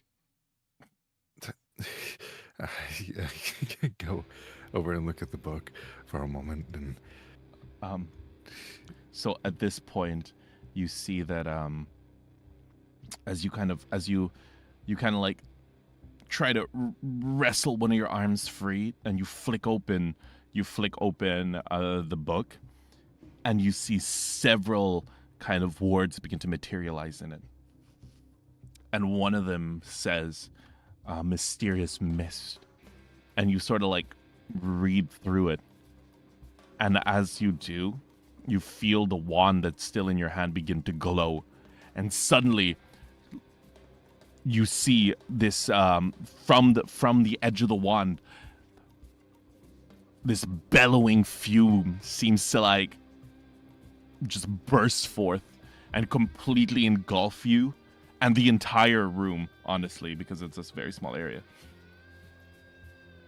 In a thick fog. By the way, you're still wrapped, his tail is still wrapped around you at this point. Yes. The guy goes, you just hear him say, I see you intend to make this difficult.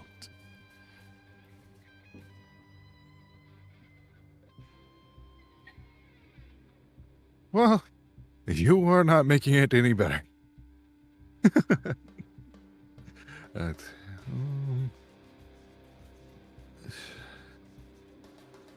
Can I try to roll to get out of the grasp?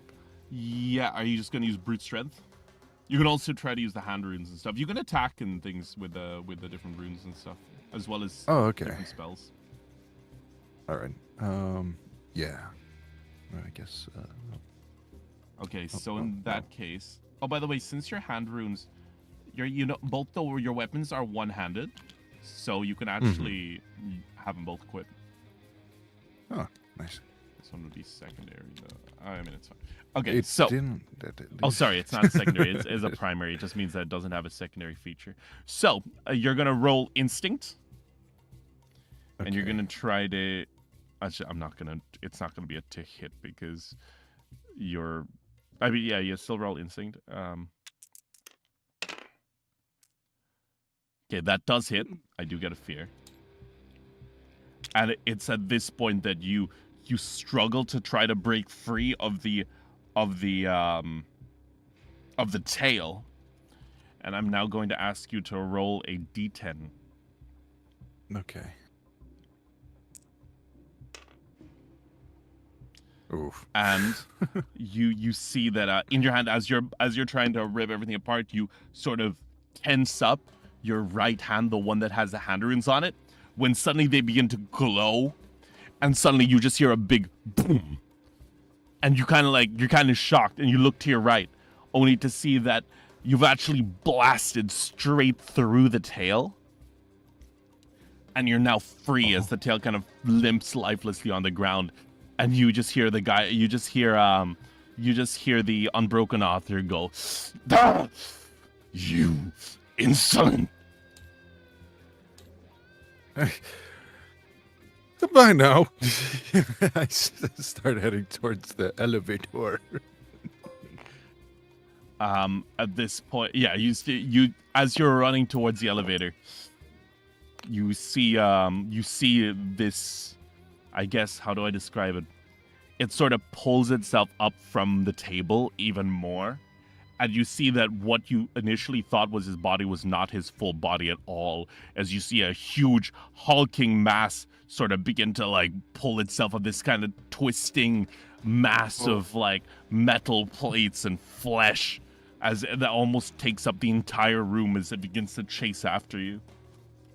Oh my gosh. And then what's called so as you run towards the elevator, this is when you see let me grab my enemies. Here it is. Several of the small spiders, but I don't really have mechanical spider things, so I'm just going to be improvising with these. Okay. Spiders. Okay. Well, close enough.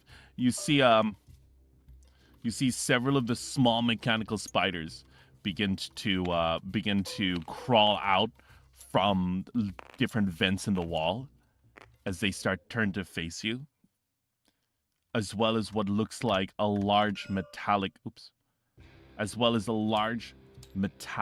floating eyeball begins to, let me grab, there it is. A large floating eyeball hovers behind them, kind of looking at you. It seems to have these mechanical tendrils that are sticking out, very similar to the ones,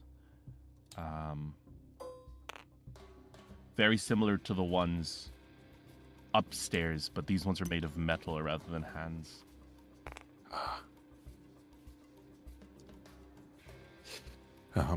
As I look at them, you look at the left of the elevator, and I then scurried through the book. As I look around. Oh, where did your second spell go? Yeah, where did it go? Oh, my book. I could have sworn it was like right here. Where's my Ava book? Where'd it go? This isn't art. That's not mine. Oh. All right. Found it. Huh.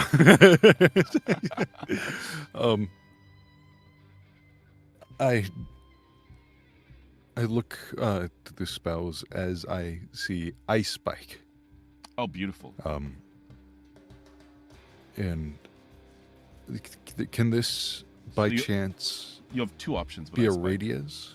Yes, so well no, Ice Spike is a single, but oh, my screen just turned off. Hello? Okay. So Ice Spike is a single target, and you can use it either as a ranged attack, or you can summon an Ice Spike in your hand and stab someone with it. Okay. A radius would be Wild Flame. A wild flame. I think I would have to do that. All right. Up to 3 adversaries in melee range. So I will say you would have to run up. You would have to run up to these 3 creatures. Ooh. I mean, if you're trying to run for the elevator, in a way, you kind of have to. And it would hit up to 3 targets in melee range. All right. I think that's what we'll just have to do. All right. So, the Dex kind of looks and says, "Oh, She goes,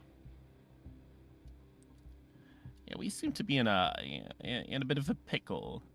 But don't worry. You got me with you. Just trust me, okay? We'll get out of this. Probably." I trust you, but whatever works. All right. So, she kind of whispers into your ear, and you nod, and you like whisper back like a small semblance of a plan. And she nods, and you suddenly just start racing towards them. Now, you're gonna roll. Oh my gosh, it's not your sheet again. So spellcast roll. Spellcast roll. So that's your knowledge again. Oh yeah, that's right. Okay.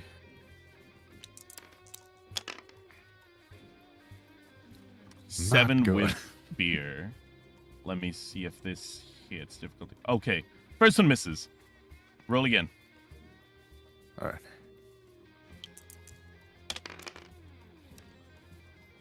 Second one hits. Roll again. Whoa.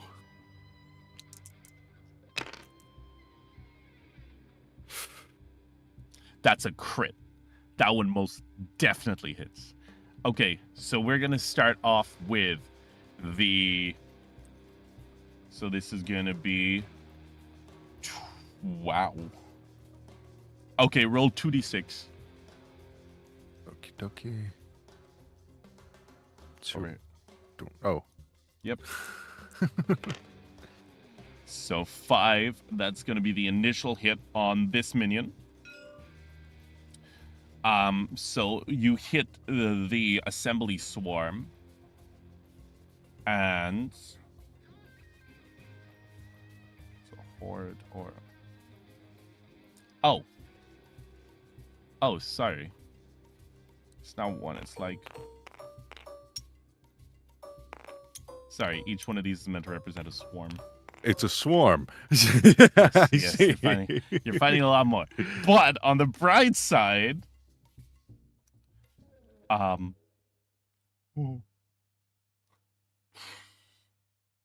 okay, this is fine.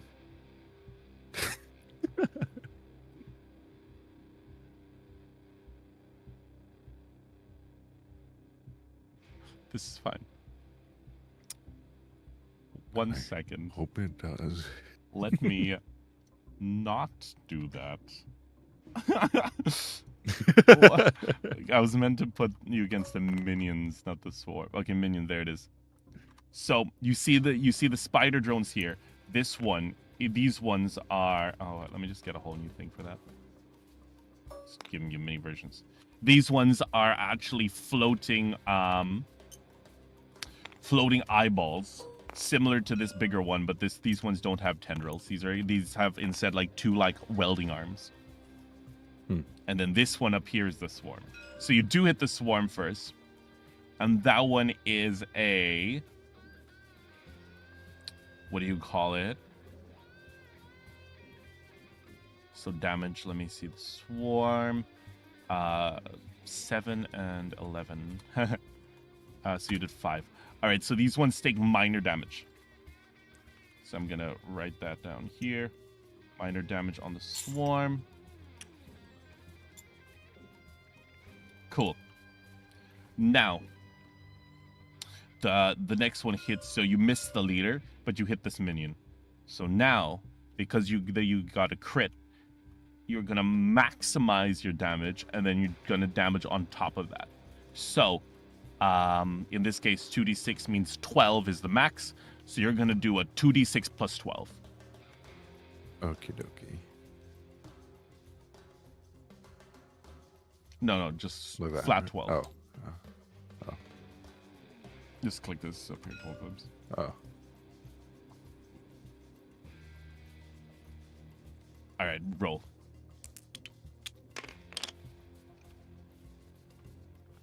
$18. All right. So, it's at this point.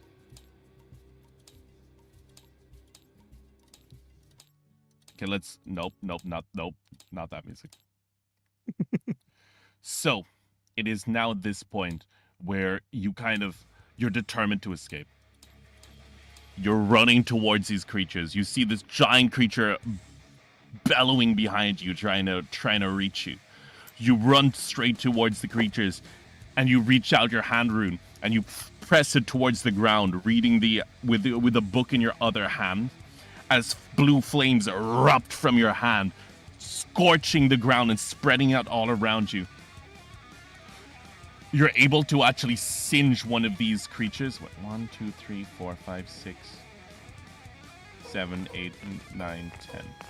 You're able to singe one of the creatures over here, but more immediately like shuffle in to follow. While in your other hand, on the other side of you, the flames completely engulfs one of the drones. And it burns to a crisp before falling to the ground and just disintegrating into black dust and metal plates. Before its second ability activates, where it's a minion, where when they take damage for every extra 3 damage dealt, you defeat an additional drone. So you've actually instantly taken out this side with your crit. And was that with fear or with hope? No, that was a crit. Okay. You gain a hope. You're already max hope. And you can now go again.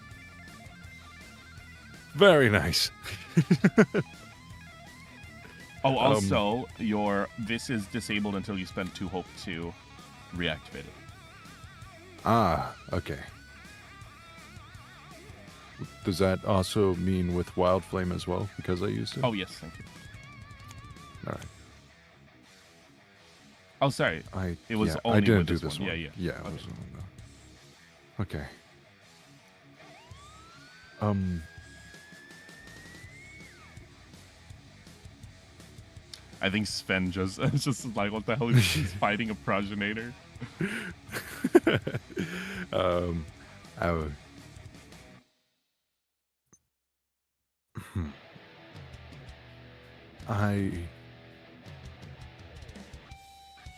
May I use Power Push Yep. against I would assume the big guy. All right. Yeah, that sounds totally fine. Oh, that's actually very smart. That's actually very smart here. Like, I'm gonna draw the door out here as well. There's a door. Wait, That's hold the on. door you came from. Yeah, the door you came from. All right. So you're gonna walk up to it, and according to I keep looking at the where is it? Oh, here it is. Okay, roll your spellcast roll. Mm-hmm.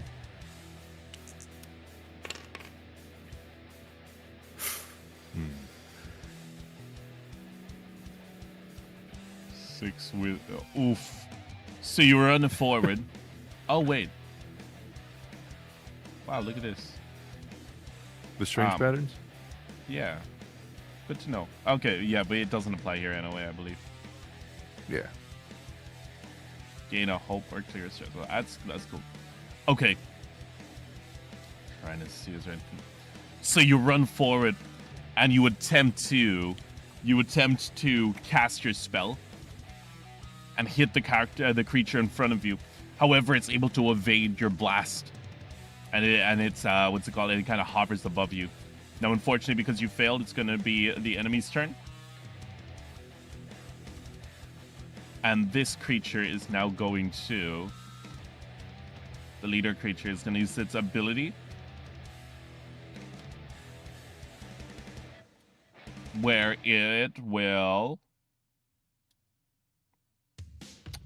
attempt to attack you straight up. I've already killed its minions, so it's kind of crippled. But it's still going to attack you with Arc Lance. Or Arc Lash. So it's going to be a d20 plus 3. Let's go.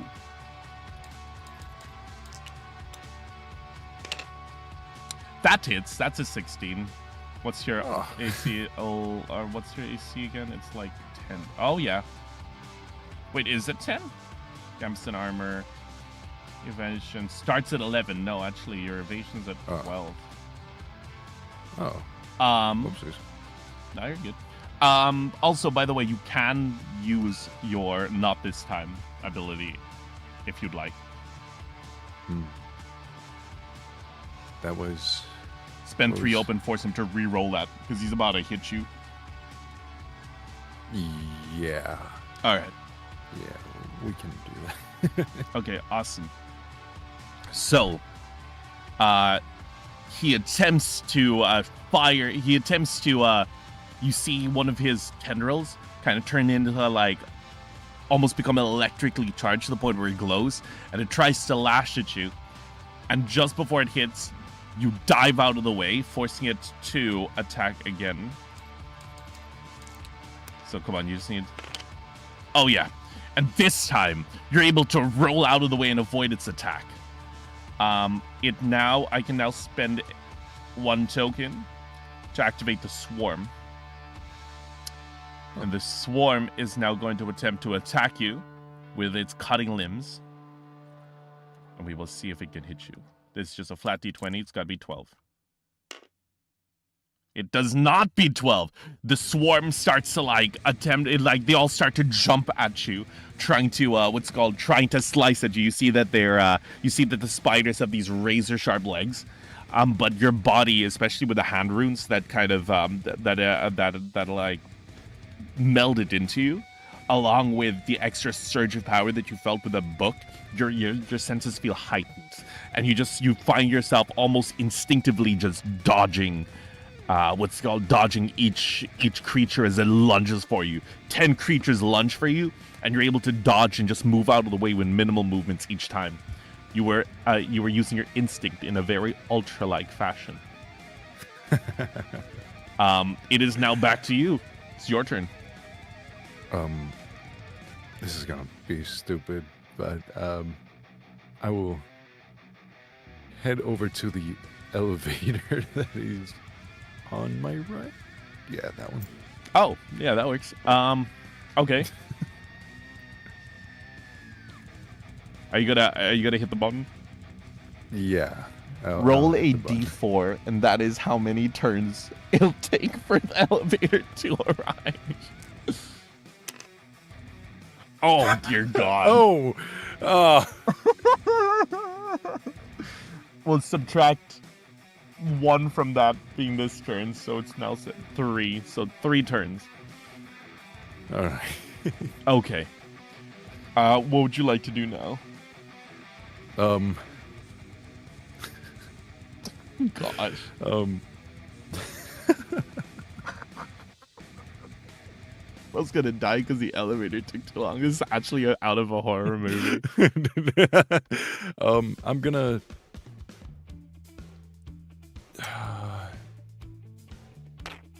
Oh, that's creepy. Look at that.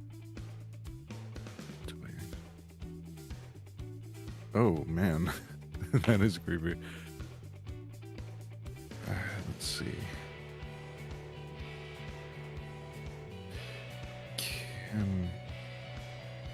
And you would need to spend 2 hope to reactivate these, by the way. Mm-hmm.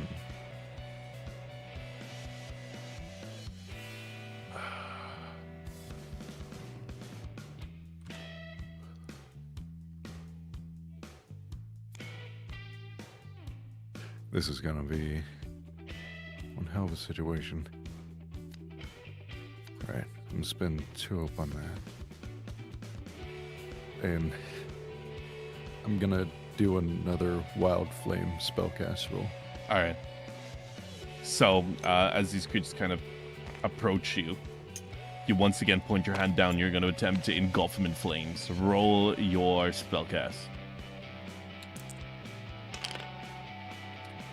Oof. Roll again. Okay. You do get a hope at least.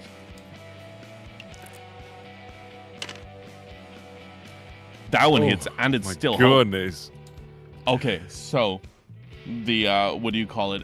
You're gonna roll your 2d6. Hmm.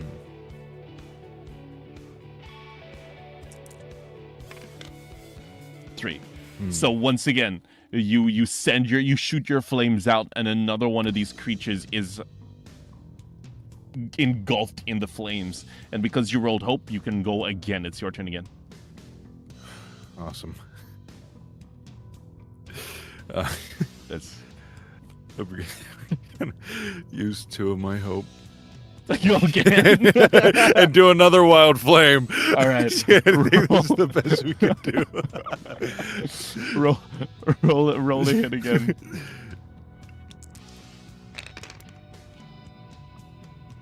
Ooh. That does hit, but I get a fear. Okay, roll again.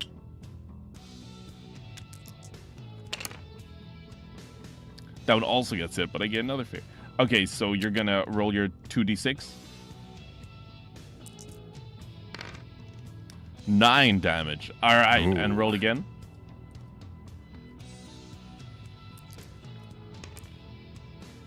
And another 9 damage. Holy crap. So, this time the flames engulf more of them. They engulf the, what do you call it? Both the large drone known as the Overseer. The Overseer is engulfed in blue flames, and it takes major damage. As you see several of its limbs begin to be singed off. And the swarm is now absolutely engulfed in flames, and they take severe damage as you see 3 of them disappear. It is now their turn, however, because you failed. And we're going to use... Half HP's marked as standard attack. Oh shit! I guess their attack becomes weaker.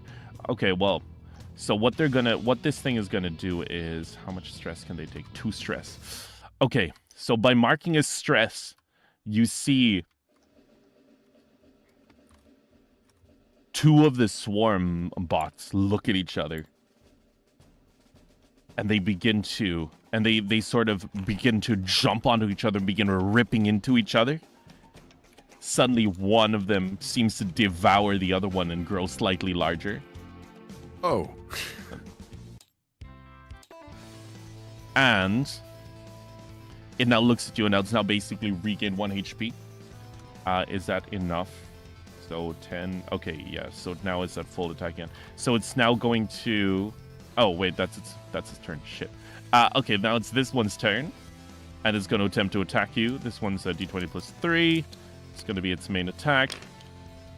And once again, you're able to dive out of the way of the lash. Slams down next to you. What's it called? And you're kind of like your back's pressed against the wall, and you're kind of breathing heavily as you slowly use the wall to pick yourself back up. It's now your turn, and you've just cheated death. It's now 2 turns away from the elevator's now 2 turns away from arriving. Okay. So, I'm gonna use.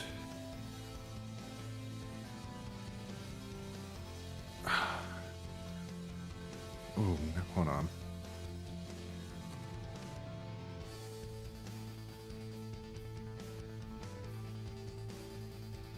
Oh dear. I can't. All right. I'm just gonna attack the Mr. I over here. Okay. What are you gonna use? My hand rune. All right. Roll your to hit, which is hope and fear and instinct.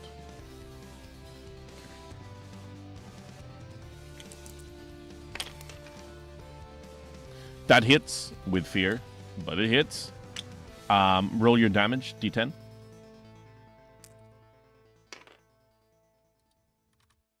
Three damage. Okay, so you fire. You lift up your hand rune and once again just fire another another huge kind of sonic blast towards it, and it chunks off another bit of one of its tendrils. It is now, you see that it now kind of hovers kind of low to the ground, and it is now bloodied. All right, it is their turn. The first one is going to be the horde is going to try to attack you. Oh my god. Once again, each of the horde creatures leap towards you, trying to attack you. But this time you're able to use, you kind of, what do you call it? You kind of slink around, you hide behind them, use the table, you leap up onto the table to avoid some of the hits, and you're back and you're able to fully avoid it. Now the large leader creature is going to attempt to hit you. This is gonna D20 plus 3. Oh my gosh! And once again, boom! The what's called an electric lash lands next to you, and you're able to evade. However, I can now use another fear token to do another attack with him. So he's going to attempt to hit you again with the lash. This one does hit. This one definitely hits. And he is going to now use, that is a D10 plus 3. Boom. So that is 12. And now let's see where that lands on your thresholds. So your thresholds are... Oh, severe. I believe that's severe. Would you like to use... You can use an armor slot to reduce it by 1. Yeah. All right. Yeah. So you mark it up there. Easier. Oh, there we go. And that would be 2 HP. Oh, wait. Where are you marking? Oh, you're marking the... Where are you marking? This is the wrong one again. I was looking at Bard and I was like, Yes, I ain't no Bard. That's 2 HP. All right, awesome. It is now, I believe, your turn. I am gonna try to hit him again with my Okay. hand runes. Okay. Go for it.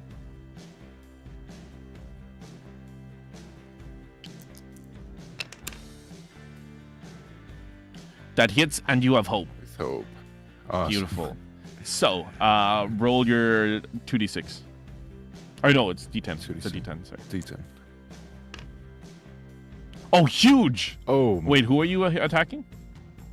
the big guy ball. Okay. This guy. So, 10. Okay, so you once again, you charge up your hand rune, and boom! It hits, it hits off one of its entire arms, just blown clean off. It's now very much on its last legs, but it is still alive. However, because you rolled with hope, and you succeeded, you get another turn. I am gonna use 2 of my hope. All right. I am gonna use Book of Tyre and use Wild Flame. All right, let's see if this works. Come on. Oh, That's a 21 with hope, so that one definitely hits. Mark a hope. Go again for the second one.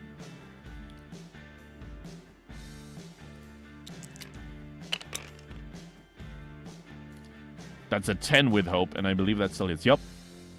All right, roll a 2d6 for the first one.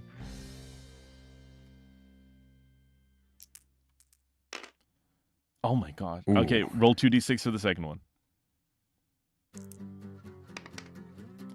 10 again. Oh my gosh, what? oh my. All right. So this time you kind of look to them, and you're hearing the elevator get closer. You're also seeing this massive metal that also at this point starting to make its way out the door towards you. And you just hear it shout across like, "Submit, receive your purpose, join us." My goodness. And it's also at this point that you kind of like shake your head. You hold your one hand around your hand rune arm, so you kind of wrap it around your forearm, and you just point it straight towards the creatures, and you just start spewing blue flames straight into their faces. At this point, you're starting to get the hang of your new powers, as this creature is engulfed in flames and falls to the ground in a smoldering heap. And these creatures, 2 of them instantly get vaporized. It is now still your turn because you got with hope. And also you hear a ding behind you as the doors begin to open slowly. All right. I guess.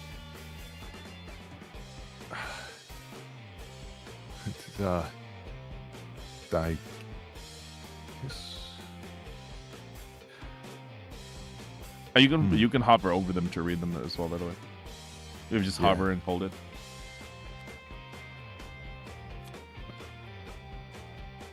By holding. Yeah, or you can just flip it with F. Yeah, I'll just.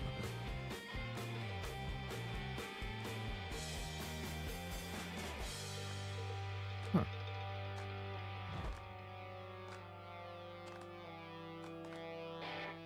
I guess. Okay.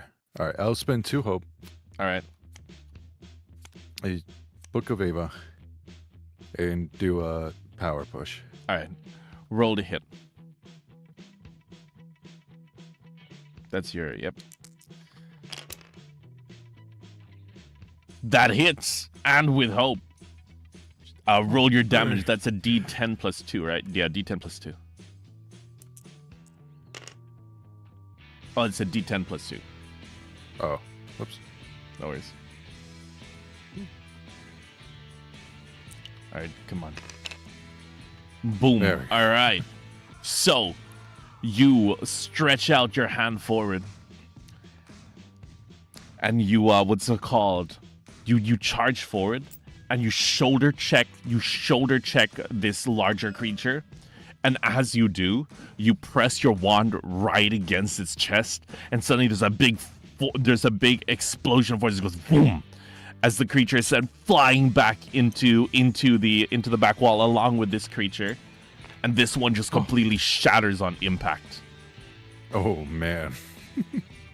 And as you do, the door behind you now opens as the large mass of wires heads straight towards you. Yeah, just go in the elevator. Get out of here. All right, you leap into the elevator.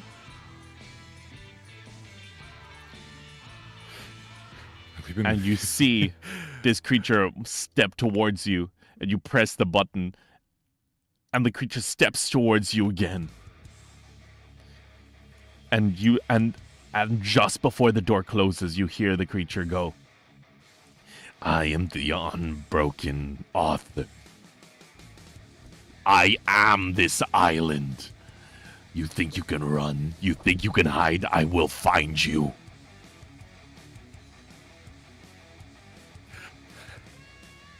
I just stare at him, just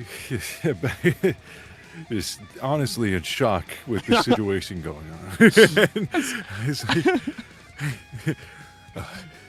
until then. The door closes, and you just feel yourself being sucked up a large vertical shaft as Dexus goes, "Well, that went well." You did not say a single word during that fight. I thought you needed to be in flow state. Thank you. She also says,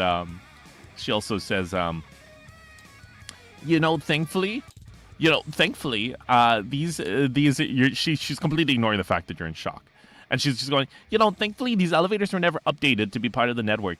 If they had, then technically he would have control over it and probably would send us down straight down into a very painful death. But these are still kind of manual, not really hooked up to the whole system. Lucky you. Stare at her for a moment. It's also at this point that you realize that she didn't know ahead of time that they were not updated.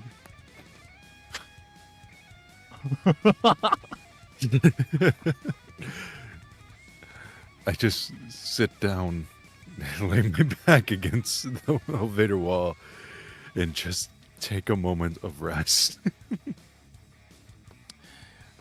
And after a while, you're going up for quite some time before there's a ding and the doors open up and your eyes are met with a wonderful sight. It is sunlight.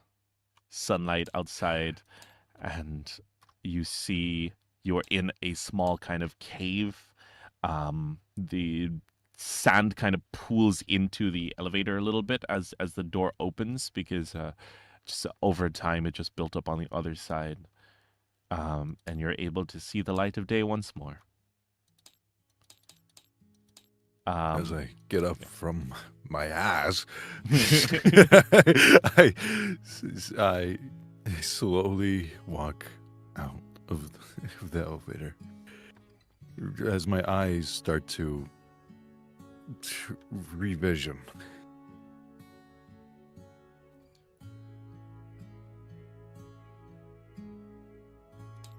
As you exit, for a brief moment, from the corner of your eye, you almost see the old man from before, but then turning back, he seems to be gone.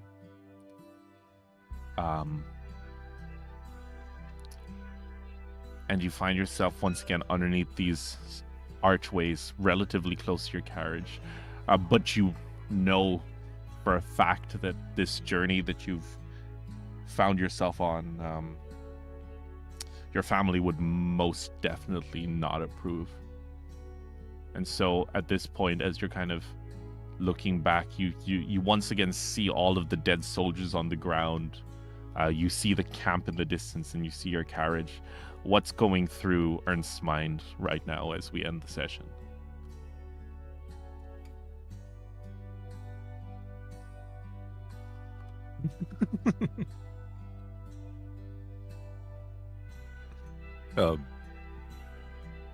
As he sees the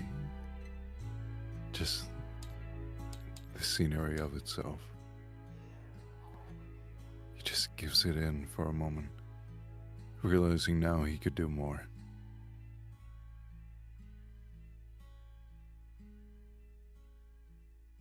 Also, the burden of knowledge is something that he has been somewhat cursed with. He now knows of the fate of the island. He now knows that an entire Gaia progenitor sleeps within the bowels of the very island that they live on, and that the island itself was built by him.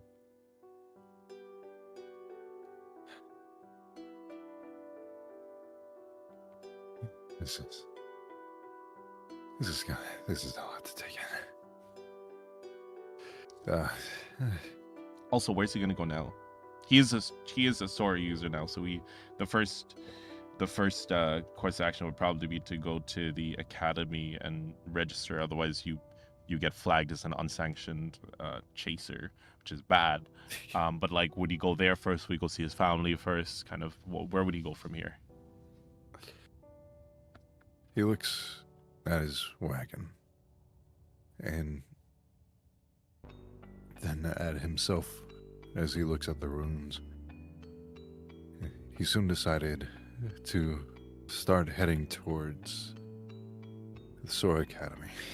Alright. Awesome.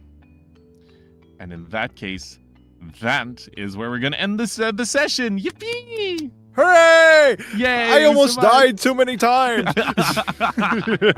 Imagine if you fail all those agility rolls and just barreled straight off into the furnace.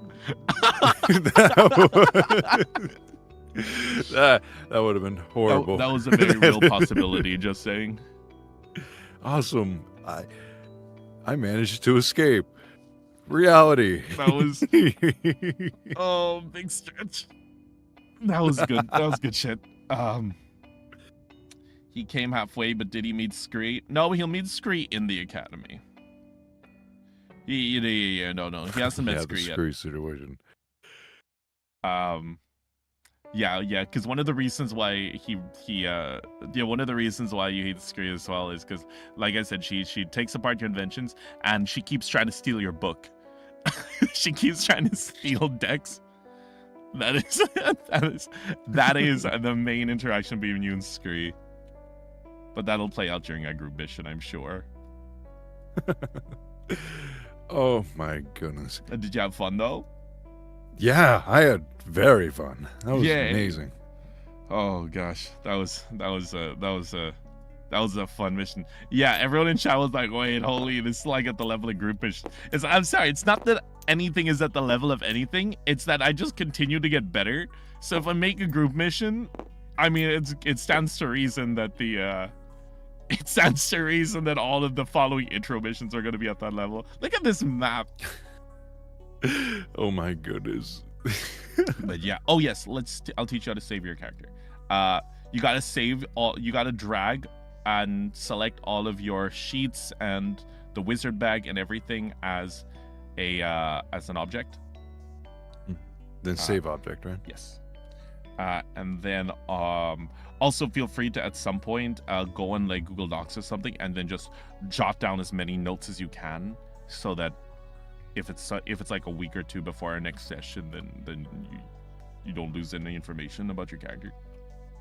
Yeah. Awesome. But yippee, everybody give what's it called? Give a huge round of applause. You did amazing. Oh. You didn't die, which is better than some of the people. I didn't die. People died. Yeah, but yeah. Umbrai died on his intro mission. Oh my god. I think so did Grim. Technically. Yeah. Many people died. That's crazy. If you died, you would have woken up with a bionicle part. Like you would have woken up. I would assume, but oh my god. Yeah, and I would have 100% let you play that. But now no mechanical arms today. Yeah, instead you got like a freaking it's like Aqua. It's like the love child of Aqua from freaking what's it called? What's that called again? The one with Megumin when the explosion. And... Konosuba. Yeah, it's like a mixture of Aqua from Konosuba and Cortana. Yeah, that's what I was thinking. For some reason, I was like thinking of like Midna from Twilight. Yeah. Freaking, oh my gosh. I love Midna. But yeah, no, I'm like, I saw where the character was going, and I was like, oh, fuck's sakes. Like, I have officially lost control of my own character. But yeah. All right, man. Let's get out of. You're more than welcome now to sign up for any of the missions. Yes. Okay. So yeah. All right, man. I'll see you around. Thanks for playing. Yeah. Thank you for inviting me. Of course. For the missions. Yeah. Bye-bye. Bye-bye. Oh, chat. That was good. That was good. That was good. That was a good one. Let's go look for someone to raid, shall we? Who do we raid here? Is there anyone that I know that's live? Oh my goodness. I don't really see anyone. I mean, we can go raid. You know, we'll go raid Anti-You. Go tell him I said hi. He's over on YouTube and then on Twitch. Let's see who we can raid.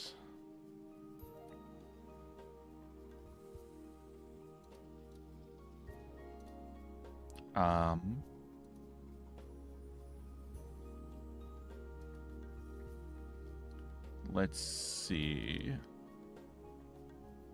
Yeah, let's go raid Hakuya. We're gonna go raid Hakuya on Twitch. All right, see you guys. Thanks for coming. Bye-bye.